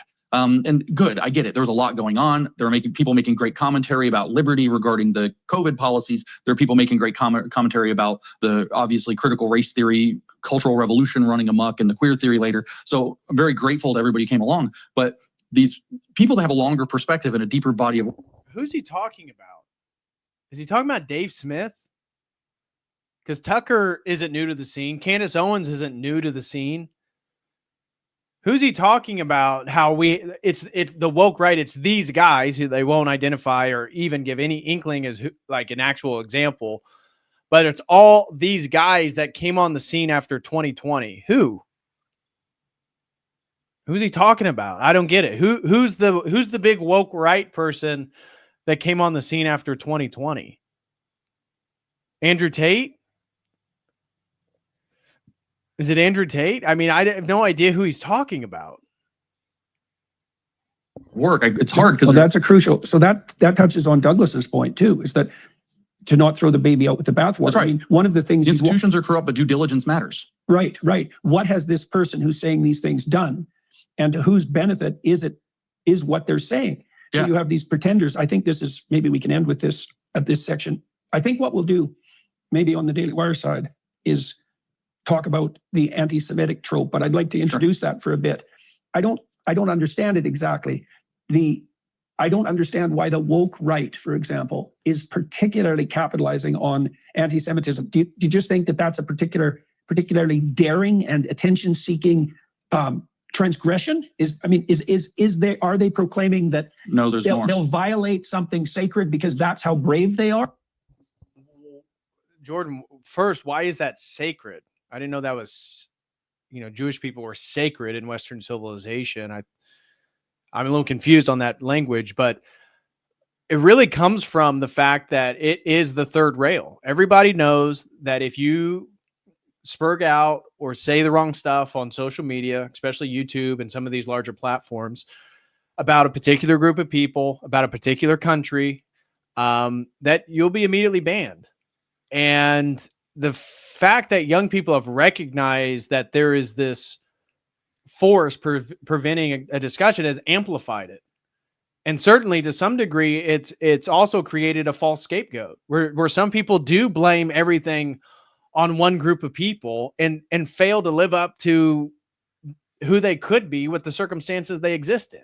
So that certainly is a phenomenon. But then you look at the genocide of Israel, you look at the AIPAC lobby in American politics, you look at what the ACLU is doing and the ADL, and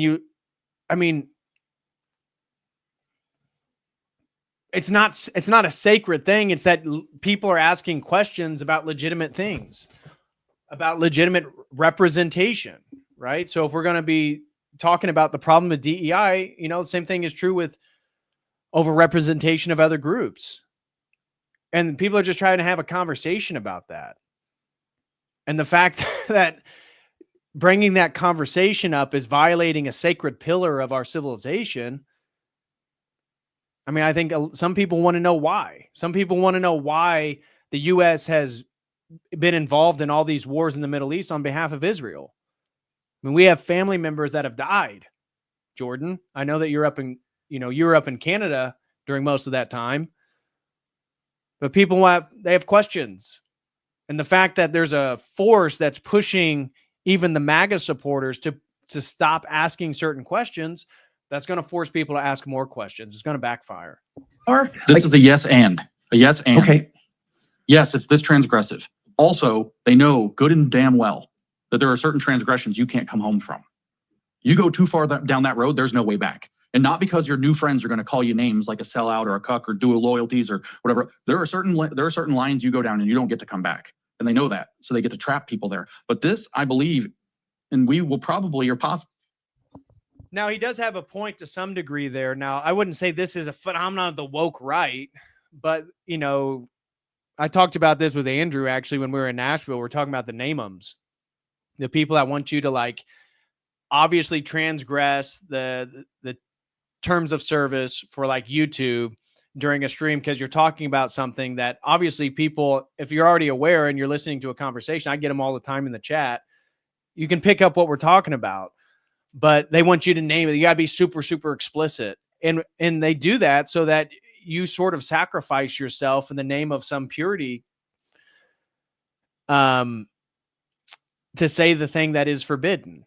And so we know that. But the fact that it's forbidden is the question, James. We're not asking that, people are getting people to say things that are forbidden and then it compromises themselves. I know this was this was the big argument between Sneeko and Nick Fuentes to some degree. If you guys saw that a week ago when they all met with Ye, filming or recording some of his album or whatnot. So the question is, why is that such a transgressive act? Possibly disagree on this. I think that there are particular malevolent actors that are pushing this who have grander designs than getting clicks, getting an audience, satisfying their own narcissistic urges, transgressing boundaries.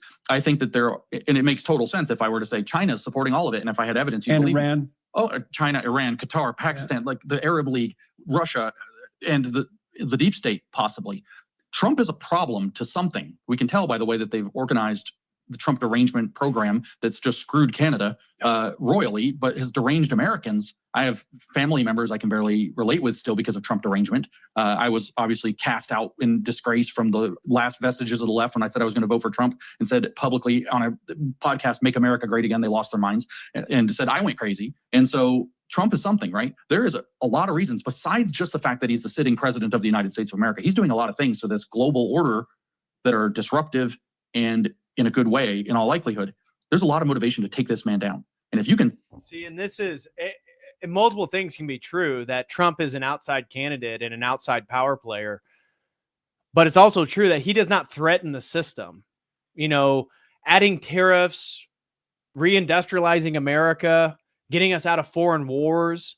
Certainly there's powers that be that prefer all those things and needs a disruption to that, but it's all within a modernist framework of global geopolitics.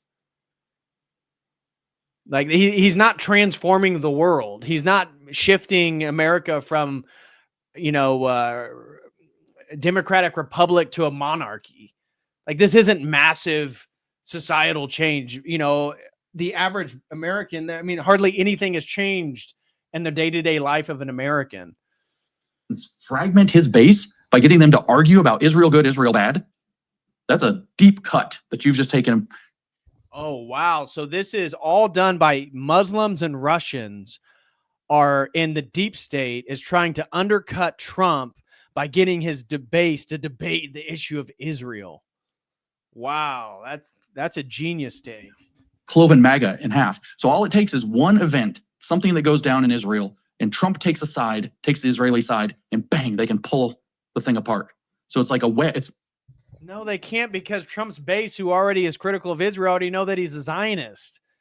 They choose him because other things are actually better than the alternative. Like, what are you talking about? Trump's already a Zionist. His base is not leaving him because he's a Zionist. They already know that's part of the package. That's baked into the pie. What? It's not just what we were saying. It's also a wedge to hammer deeper and deeper and deeper into MAGA, the people who like Israel and the people who don't, or the conservative movement, or America itself, which therefore implicates the left side doing the same exact thing at the same exact time, using the horrible events of October 7th as their pretext. Well, we'll continue this on the Daily Wire side, and that way we can attract the maximum number of commentators who say that the reason we saved the discussion of anti-Semitism for the Daily Wire section is because I'm under the thumb of Ben Shapiro and the Zionists. So me too. Don't worry. I don't have Ben Shapiro or I'm Zionist. I'm paid by Israel. I've turned out the lights for them on Friday for years. Don't worry. I see. Okay. Well, apparently we're in the same club. Yeah. Yeah. All right. Good talking to you, sir.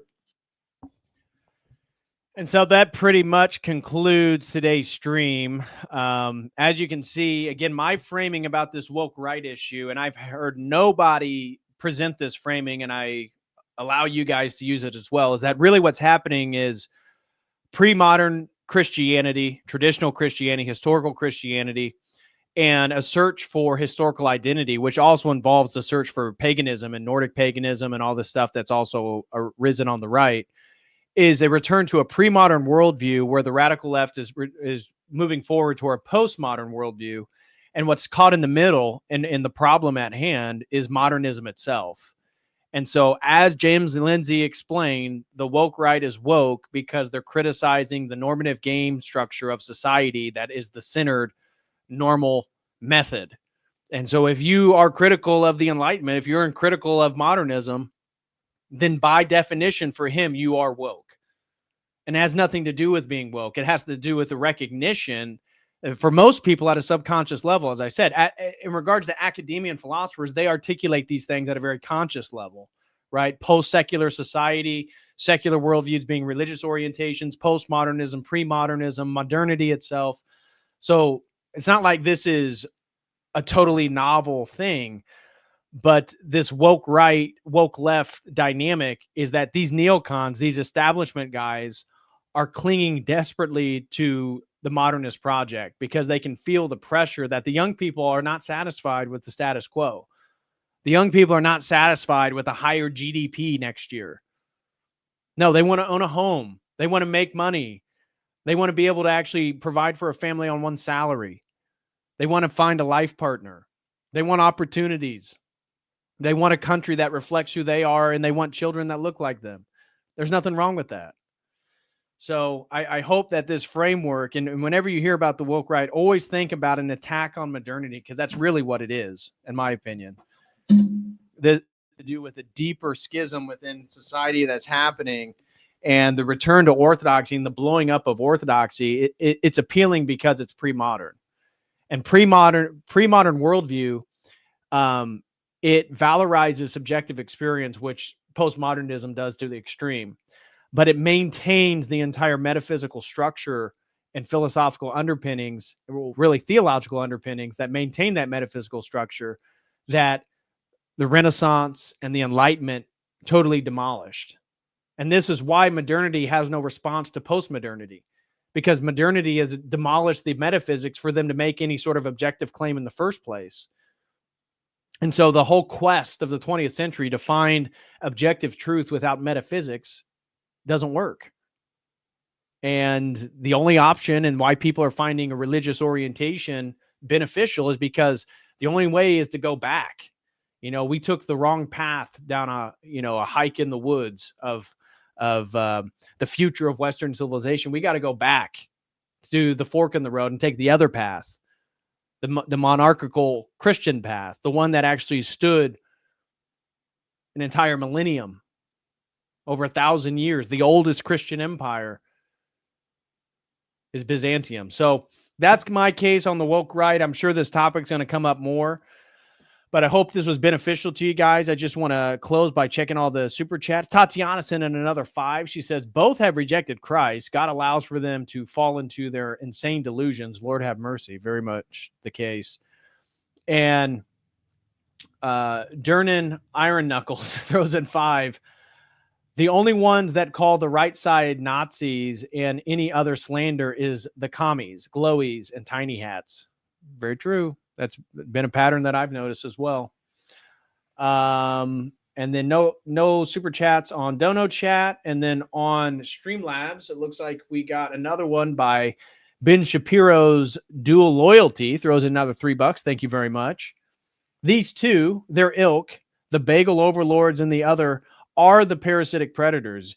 You don't have to be aggressive and obtuse to be a predator. A fox is still one. They are insufferable. Anyways, DPH, congrats on the PhD. God bless you and Jenny. Well, thank you so much. Ben Shapiro's Dual Loyalty. Really appreciate that. And thank you to everyone who supported today's stream and sent in super chats and hung out and stuck with me through that irritating hour. What was it, an hour and 38-minute conversation? So anyways, guys, God bless you all. I plan to be back potentially Thursday or Friday with another stream. And so as always, until next time, God bless.